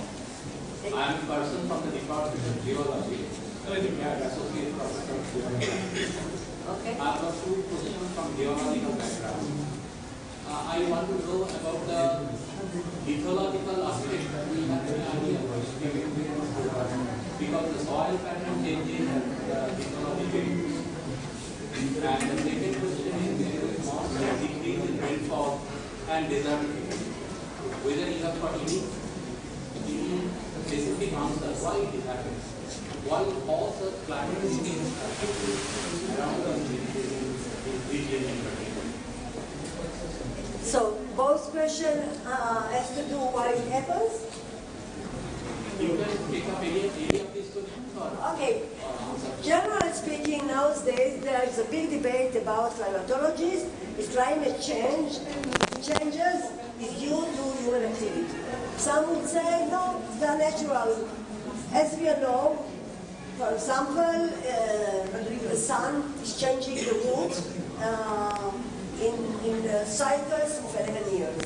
Then the sun is much more closer to the system, and then it's much far away. So when it's closer, the temperatures are higher, and so on. But some would say we don't see this type of changes that happen each 11 years, but we see long-term changes. Okay? So the main reason that now people think that climate change occurred is especially has to do with pollution. All these greenhouses, actually what they are increasing the greenhouse effect. Without the greenhouse, we would stay here in minus 18 degrees centigrade in the room. Because the greenhouse effect is something that actually balances the temperatures on the globe.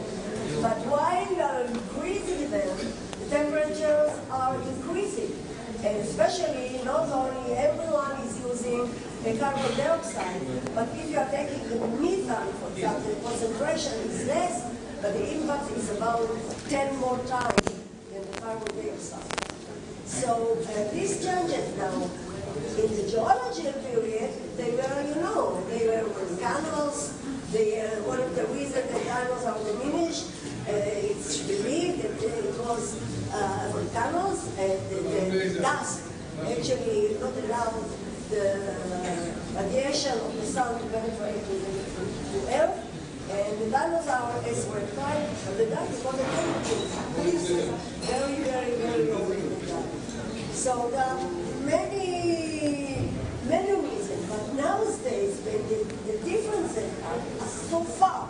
You are talking about 100 years, you are talking about 30 years, you are talking about 20 years.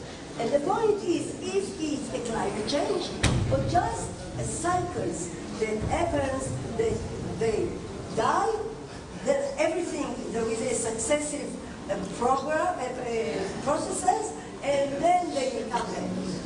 But no one knows. So that's why we need to learn much more as we can. But changes, not even paleontology, the evolution process, how does it take place? From the Paleozoic to Mesozoic and Cenozoic. Yeah. During the Cenozoic period, there was not amount of evolution. Okay, we can speak about it later when we get together. Okay?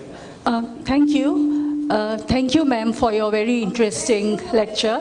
Since we are running short of time, if anyone would like to interact with madam, they can interact after this function. Just take half a second. Okay, the last question.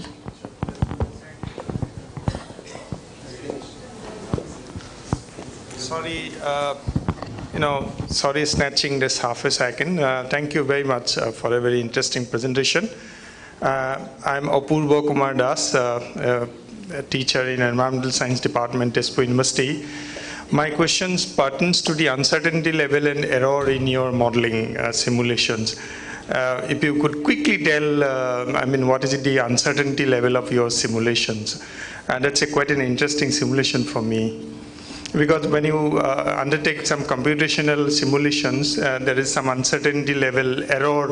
For example, you might have calculated MC error. What is the uncertainty level of your simulation? And that's the only thing I would love to hear from you. We are doing simulation, controlled simulation when we are doing experiments in the lab. Okay? We are simulating not in terms of models. We are doing simulation, for example, if I talk about even in the field, for example, we have site, where in the site we are controlling the rain reach the site, rain, without rain, and so on, and then we see the response of in the field. Some of them are done in the lab. Then plant, for example, we are germinating, we are exposing them to heat, and the same we are doing for microorganisms, and we see their response. So, of course, things that you are doing, controlling, under control, things that you are doing under control, they are not what happens in nature. Okay? But through these experiments, we can understand what happened in the scene, in the body of mouse, and then understand better what the extreme impact of such simulations. We make simulation, of course, when we are modeling. We are suggesting different scenarios. Of course, again, in modeling, you are not taking all the criteria. It becomes, although now to analyze big data is much more simple than it used to be before. But still, there are certain criteria that we are not taking into consideration. Okay?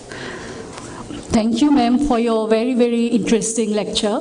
I'm sure there are lots of questions the audience would like to ask, but due to lack of time, we apologize that we will not be able to take any more questions. You may interact with madam later on. Now we would like to felicitate Mr. K.K. Sahu of the NABARD family. I would like him to kindly come on stage. NABARD has provided us financial assistance for this meet. We are very grateful for them. We would like to felicitate Mr. Sahu with a gamusa and a memento.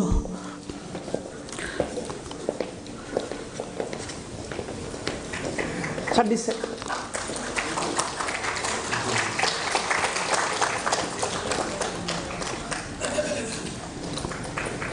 Thank you, sir.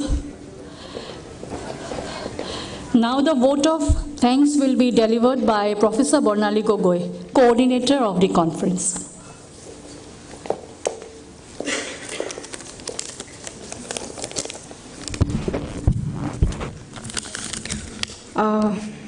The organizing committee expresses sincere gratitude to Professor Puaba Kutiel from Israel for accepting our invitation as keynote speaker of the 44th IIG Meet and International Conference. We offer our sincere thanks to Professor Sachidanand Sinha, President IIG, Ravindra Jijevai, Secretary General IIG, and all other office bearers and members of IIG for their presence in this event. We are grateful to the Honorable Vice Chancellor of Cotton University for his kind presence.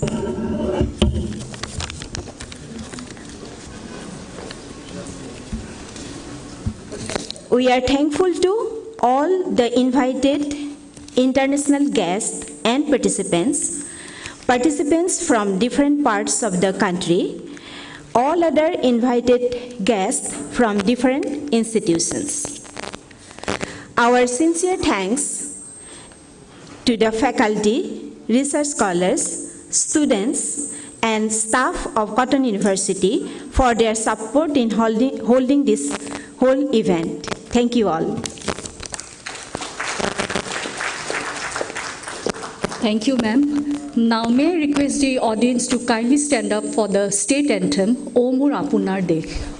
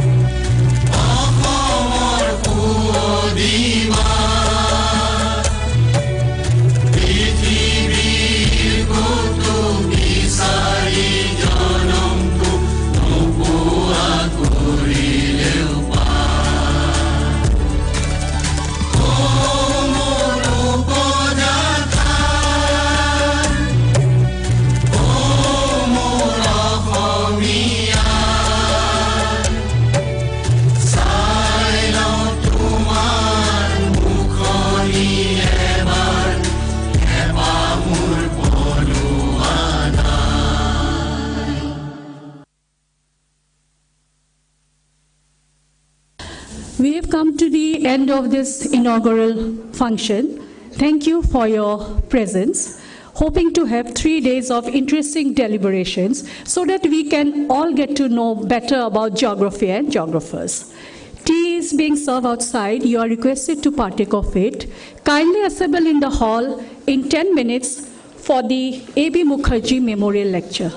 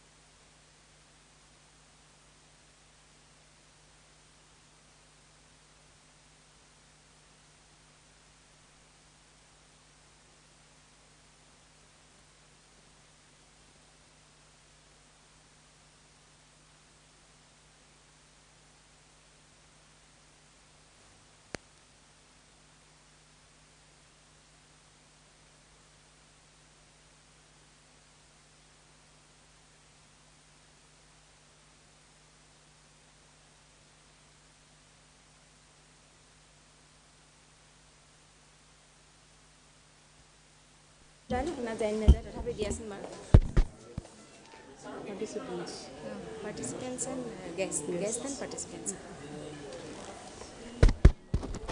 Here is an announcement. All guests and participants are requested to come to KBR Hall for A.B. Mukarji Memorial Lecture after the tea.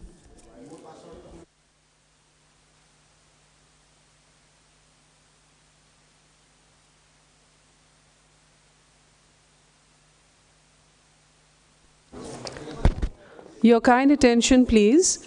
All guests and participants are requested to kindly come to KBR Hall for A.B. Mukarji Memorial Lecture after the tea.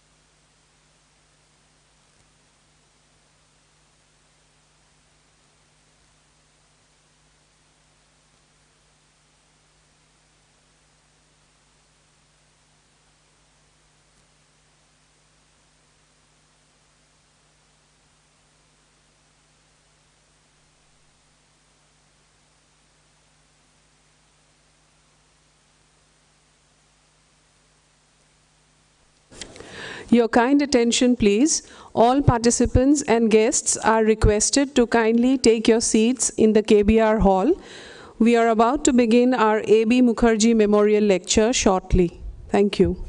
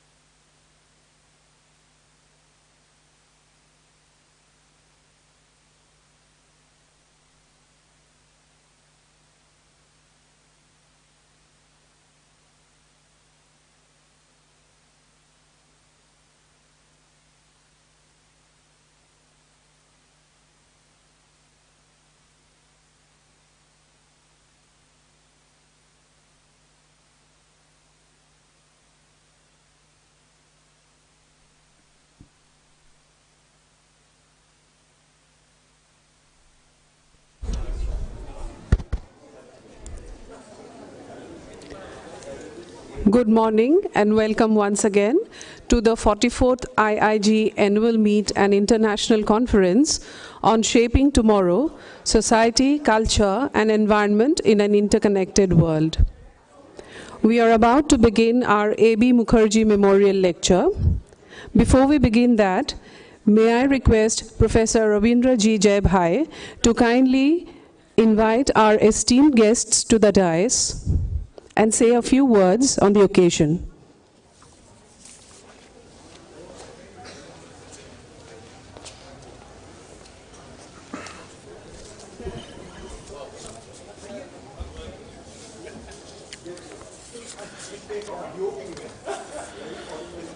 Good morning. Professor A.B. Mukarji Memorial Lecture. Professor A.B. Mukarji Memorial Lecture was started in 2016 with consent and support of his family members and friends under the aegis of IIG as a tribute to the memory of an eminent geographer from Department of Geography, Punjab University, Chandigarh. First A.B. Mukarji Memorial Lecture was delivered in 2016 at Banasari University, Rajasthan. It was delivered by Professor D.C. Goswami from Department of Environmental Science, Guwahati University, Assam. Today is the 8th Memorial Lecture, and today this 8th Memorial Lecture is going to be delivered by Professor R.B. Bhagat, who is the former professor and head of the Department of Migration and Urban Studies, International Institute for Population Science, Mumbai. So I request Professor R.B. Bhagat, so please come on dais and have a seat, sir. So today's chair.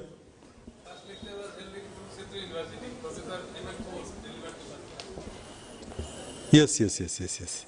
So some information what we received from the office here. It was correct, but some correction from there. Professor M.N. Kaul from the Jammu University, he delivered the first lecture in Kurukshetra University. I think Professor Jaglan and all these people were the coordinator. And second lecture is delivered by the Professor D.C. Goswami in Banasari University. Now I request the eminent geographer, Professor Abni Kumar Bhagwati, to chair the session, sir. Please come on dais. Bhagwati, sir, I think is very familiar to all of us. He's from Department of Geography, Guwahati University, Assam. So I request organizers to please started the proceeding of the A.B. Mukarji Memorial Lecture.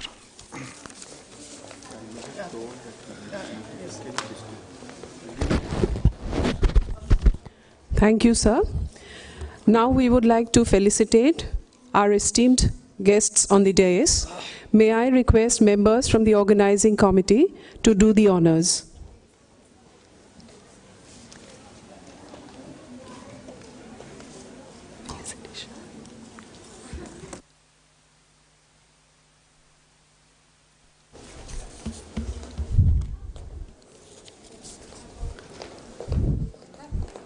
Professor Oboni Bhagapati, sir. Professor Oboni Bhagapati, sir.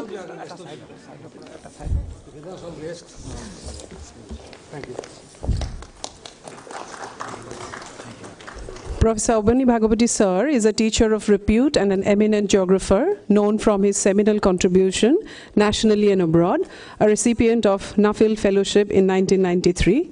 Professor Bhagapati has made outstanding contribution to his domain of scientific knowledge through his academic and research publications. We are indeed privileged to have amongst us Professor Ram Babu Bhagat, former professor and head, Department of Migration and Urban Studies, International Institute for Population Studies, Mumbai, to deliver the A.B. Mukarji Memorial Lecture at the 44th IIG Annual Meet and International Conference on Shaping Tomorrow, Society, Culture and Environment in an Interconnected World, held at Cotton University. Professor Bhagat was former member of International Institute of Population Science, Mumbai, being associated with UNESCO, UNICEF, IOM, World Bank, ILO in various capacities, while at UNESCO, UNICEF in his capacity as a resource person with India Migration Initiative. He played a central role in development of two policy reports, namely Migrants' Right to the City and Climate Change Vulnerability and Migration in India. During his association with the prestigious IUSSP, the International Union for Scientific Study of Population, he served in various crucial positions, including member of the IUSSP Committee on Demography of Armed Conflict during 2006-2009, besides being a member of a working group on urbanization for a period of 4 decades. His academic and professional achievements include his outstanding research publications, both at national and international level. He was a recognized UGC National Lecturer and Emeritus Fellow, besides being conferred with numerous other awards. We are indeed privileged to have you here amongst us, sir. We would now request Professor Bhagat to deliver the A.B. Mukarji Memorial Lecture. Thank you.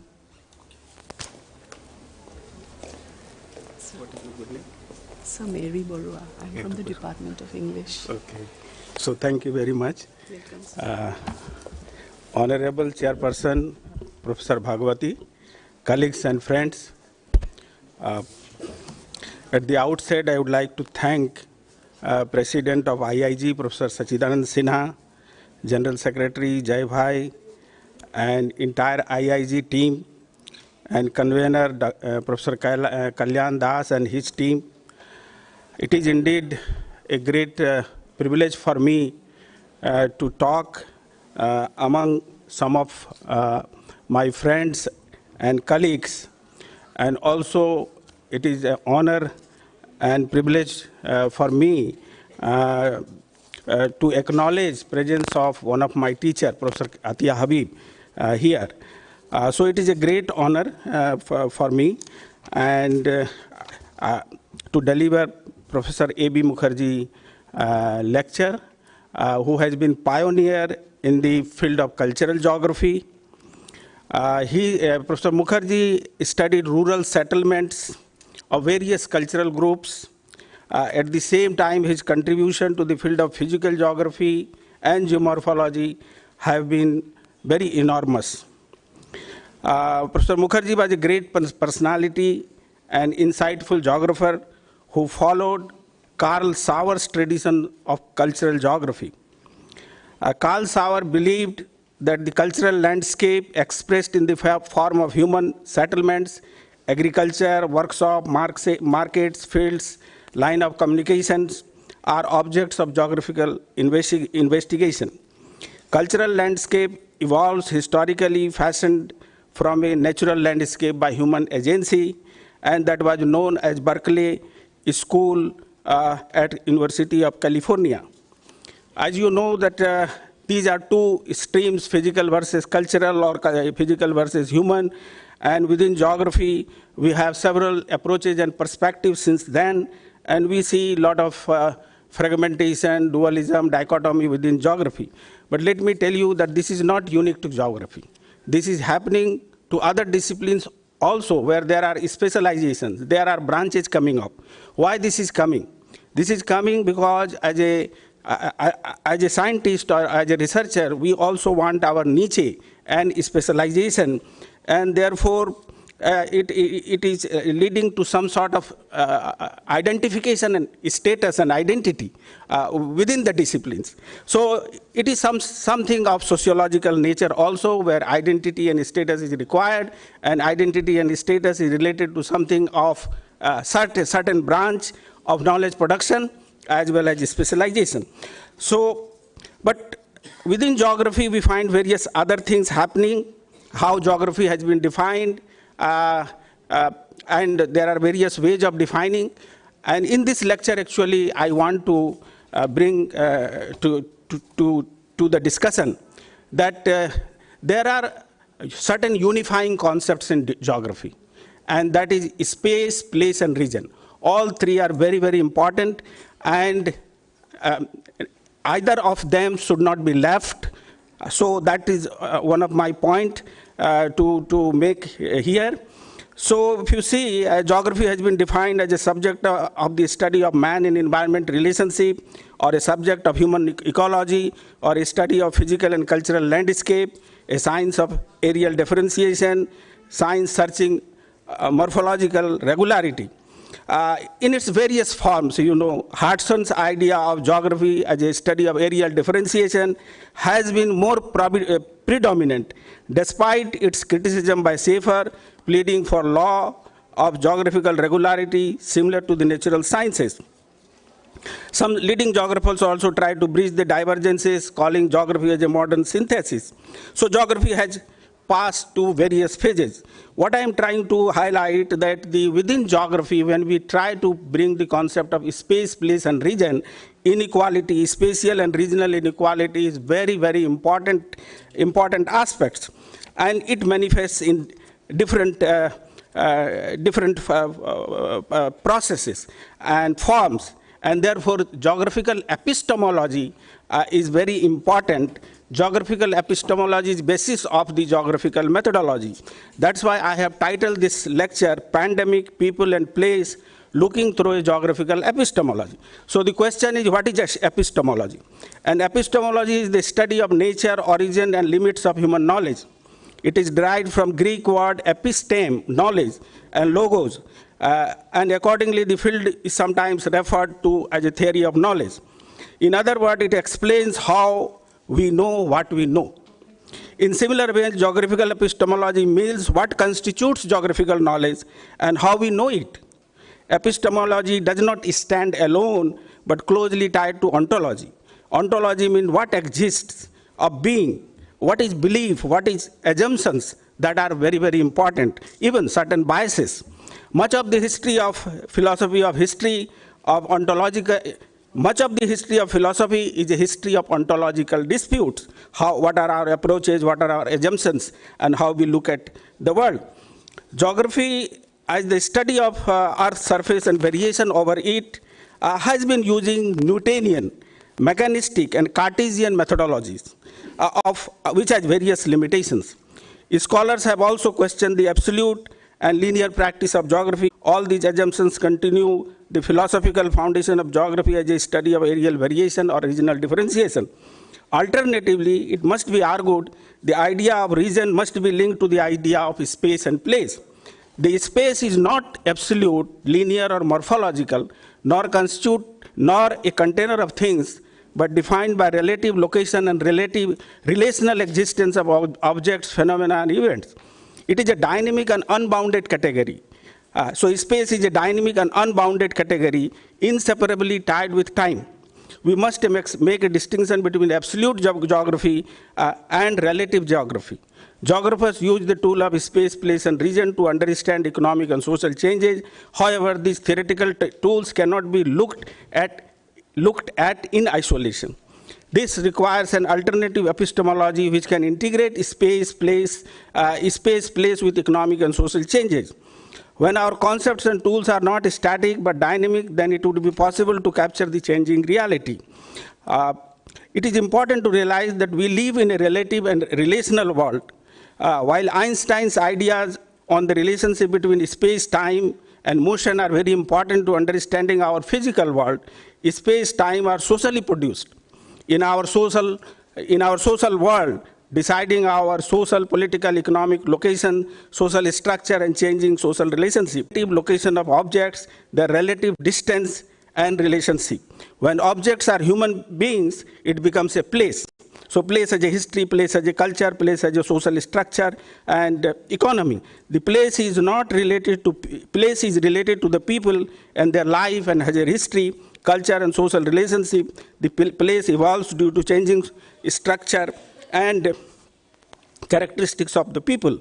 Migration, mobility, urbanization are significant spatial processes shaping structure and experience of a place.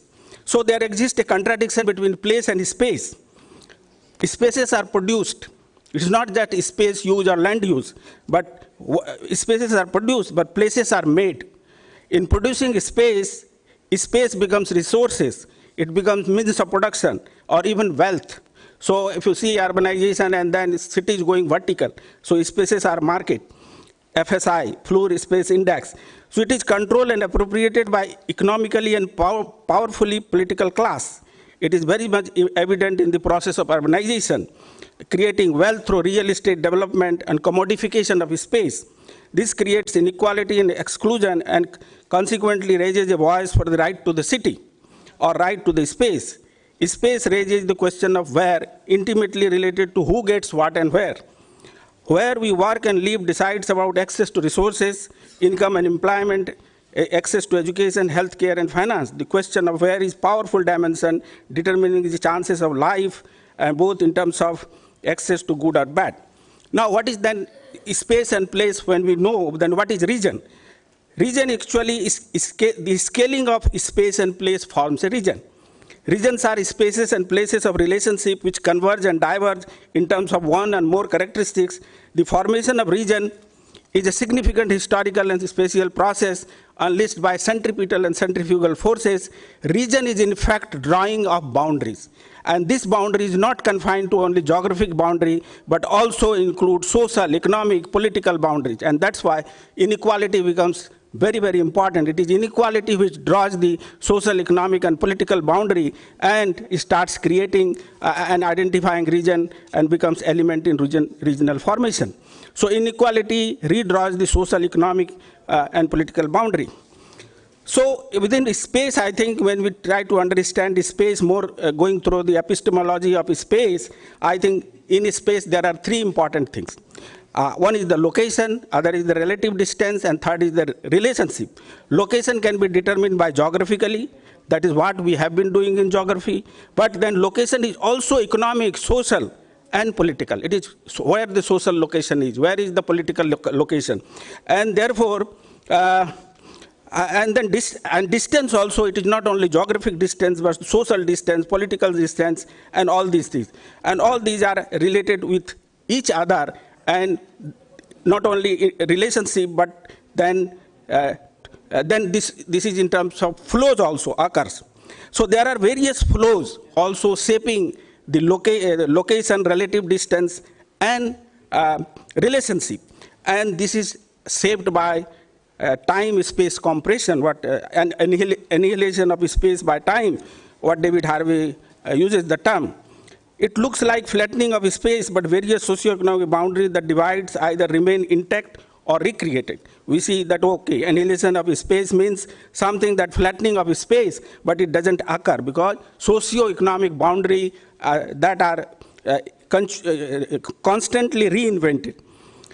And Digital technology, one such emerging dimension, shaping space, place, and region, and various flow also generate spatial forces, centripetal forces leading to regional outcome and regional inequalities. Production and commodification of space as a means of capital accumulation initiated by Henry Lefebvre and role of location and agglomeration in production and economic growth by Krugman are highly accepted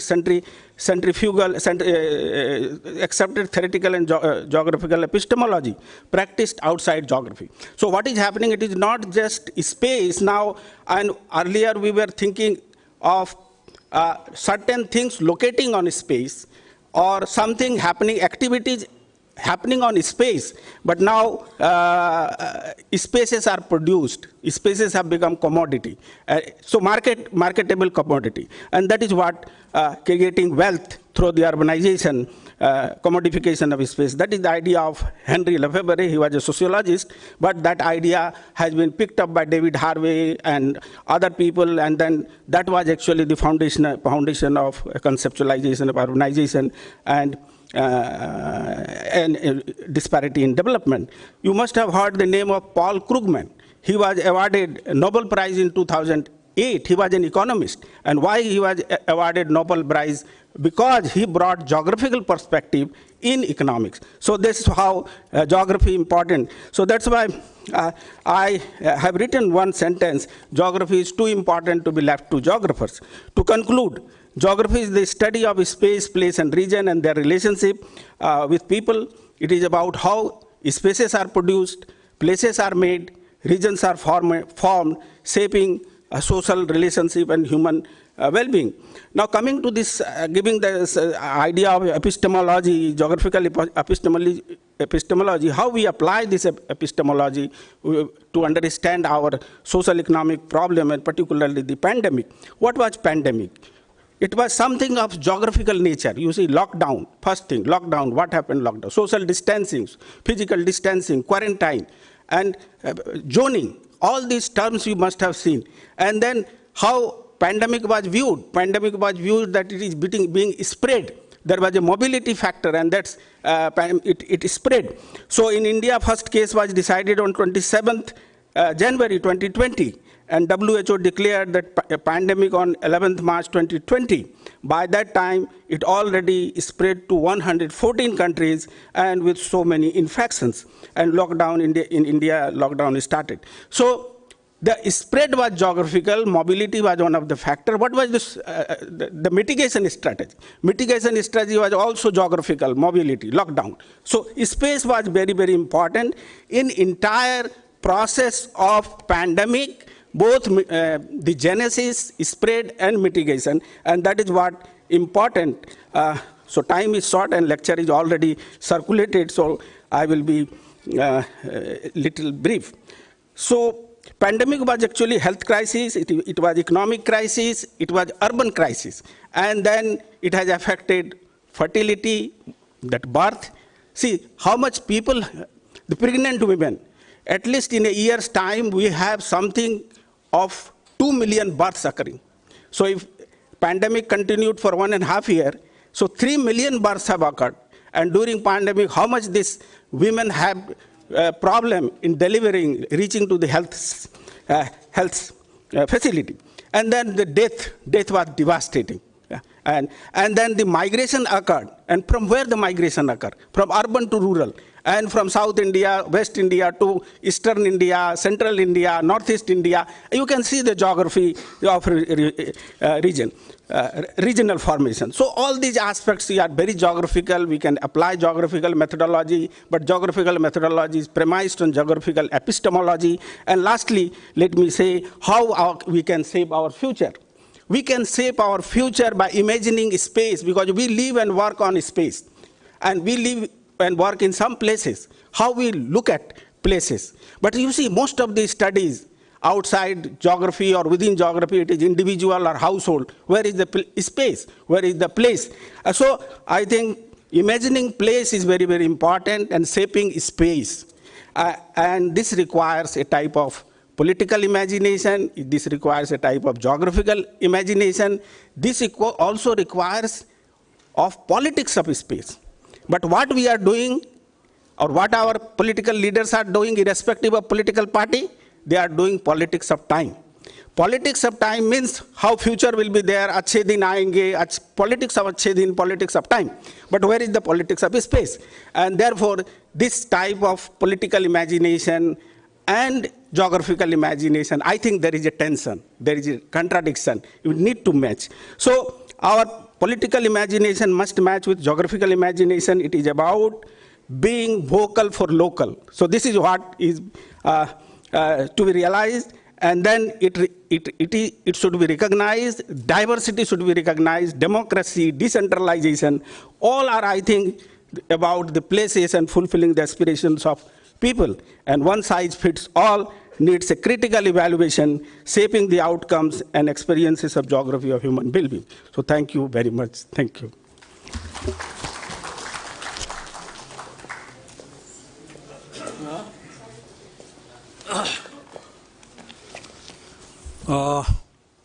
Thank you, Professor Bhagat, for your very, illuminating presentation.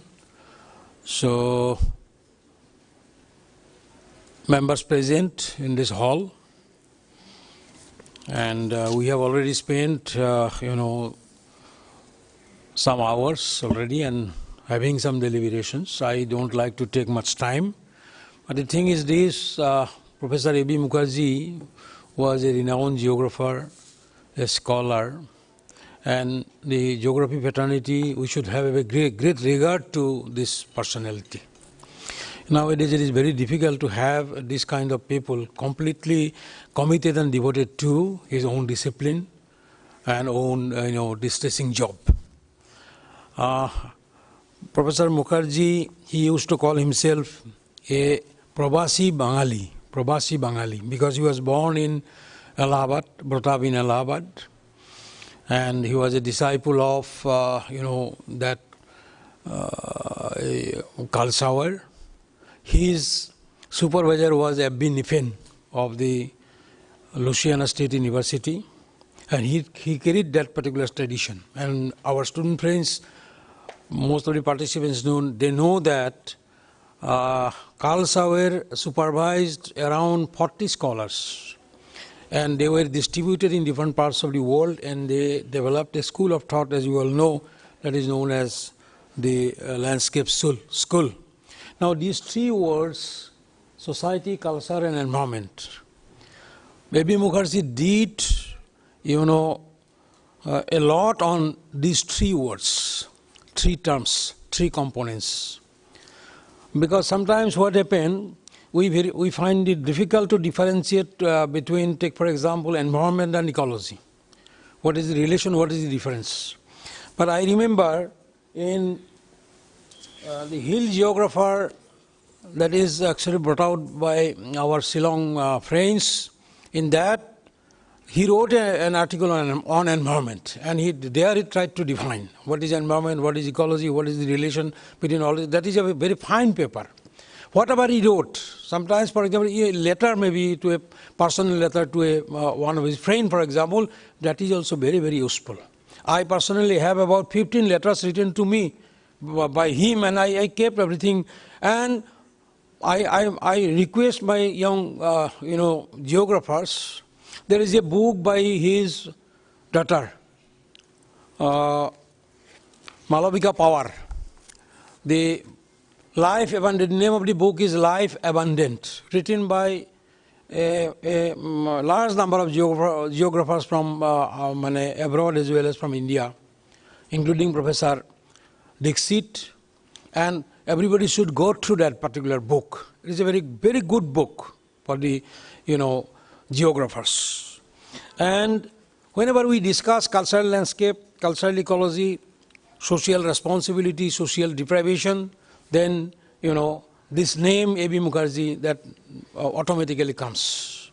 He did a lot of works on the, the Summers, that particular group of people, downtrodden group of people who wrote extensively, and that is a very famous book, but nowadays I don't find. Even the social geographers also, they consult that book, Summers of Uttar Pradesh, so that particular book. Then again, he was very closely associated with the greening the environment and reviving the environment, particularly in the Western Himalaya, Shivalik Himalaya. There was a very good paper, a long paper, greening the Shivaliks. In that way, and on Bangladesh also, then many of the European countries he visited, and very good works are there. And I think that in our undergraduate and postgraduate courses, there should be some component on contribution of A.B. Mukarji, contribution of Professor Raja, contribution of Professor maybe Ajazuddin Ahmad, because Ahmad and Mukarji were very close friends, and they brought a very good book, India, Society, Culture and Economy. That is a very good book, in the true sense of the term. They edited really, and the sections they wrote on that particular book were very, very good. So I think when we frame syllabus, then now we should introduce certain things on some people like, some professors like A.B. Mukarji, then R.P. Mishra, maybe Professor Munish Raza. There should be some component in the syllabus, their philosophy, their methodology, and their contribution in geography. Now, I pay my respectful homage to Professor Mukarji. He was directly my teacher, and he encouraged us like anything. And he always used to say that I always feel at home wherever I stay, whether I stay in a Canadian prairie or a rock house in Nepal or some other places of Southeast Asia. He felt homely there. And in that way, he used to actually highlight some kind of global commonalities and all that. Anyway, my respectful homage to him. Then Professor Bhagat has, in a very short time, he has presented his paper, Pandemic, People and Place, looking through a geographical epistemology. It was a very nice thing. And he tried to integrate it. Professor Mukarji also, he was a physical geographer initially, wrote on the alluvial fans, a very good paper, published in a good geography journal. So from physical geography to cultural geography, social geography, so that linkage, and Professor Bhagat tried to maintain that. That is what is very important for us. I don't like to take much time. I pay my love and respect to you all for your kind presence, but number is something less. Number should be more, and particularly this memorial lecture, either on Professor Mukarji or Ajazuddin Ahmad. This should be well attended, and people should try to understand the philosophy and the contribution of those people. They are the doyens of Indian geography, and it will be very difficult to produce this kind of people in near future. Thank you.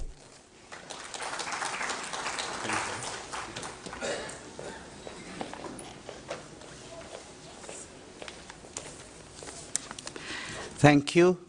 I, on behalf of the Institute of Indian Geographers and the organizing committee of the present conference of the Cotton University, and on my own personal behalf, I would like to place on record our sincere thanks to Professor Bhagat, a close friend of mine, for the brilliant lecture that he presented just now, and Professor Abani Kumar Bhagavati, another close friend of ours, who conducted this memorial lecture so gracefully.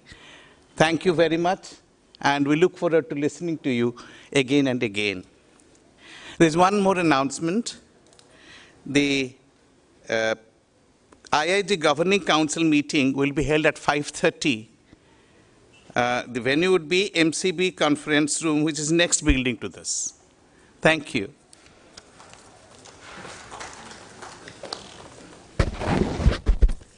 Thank you, sir. Your kind attention, please. All chairpersons, co-chairpersons are requested to proceed to the conference office. They would be escorted by volunteers to their respective venues for the sessions. Thank you.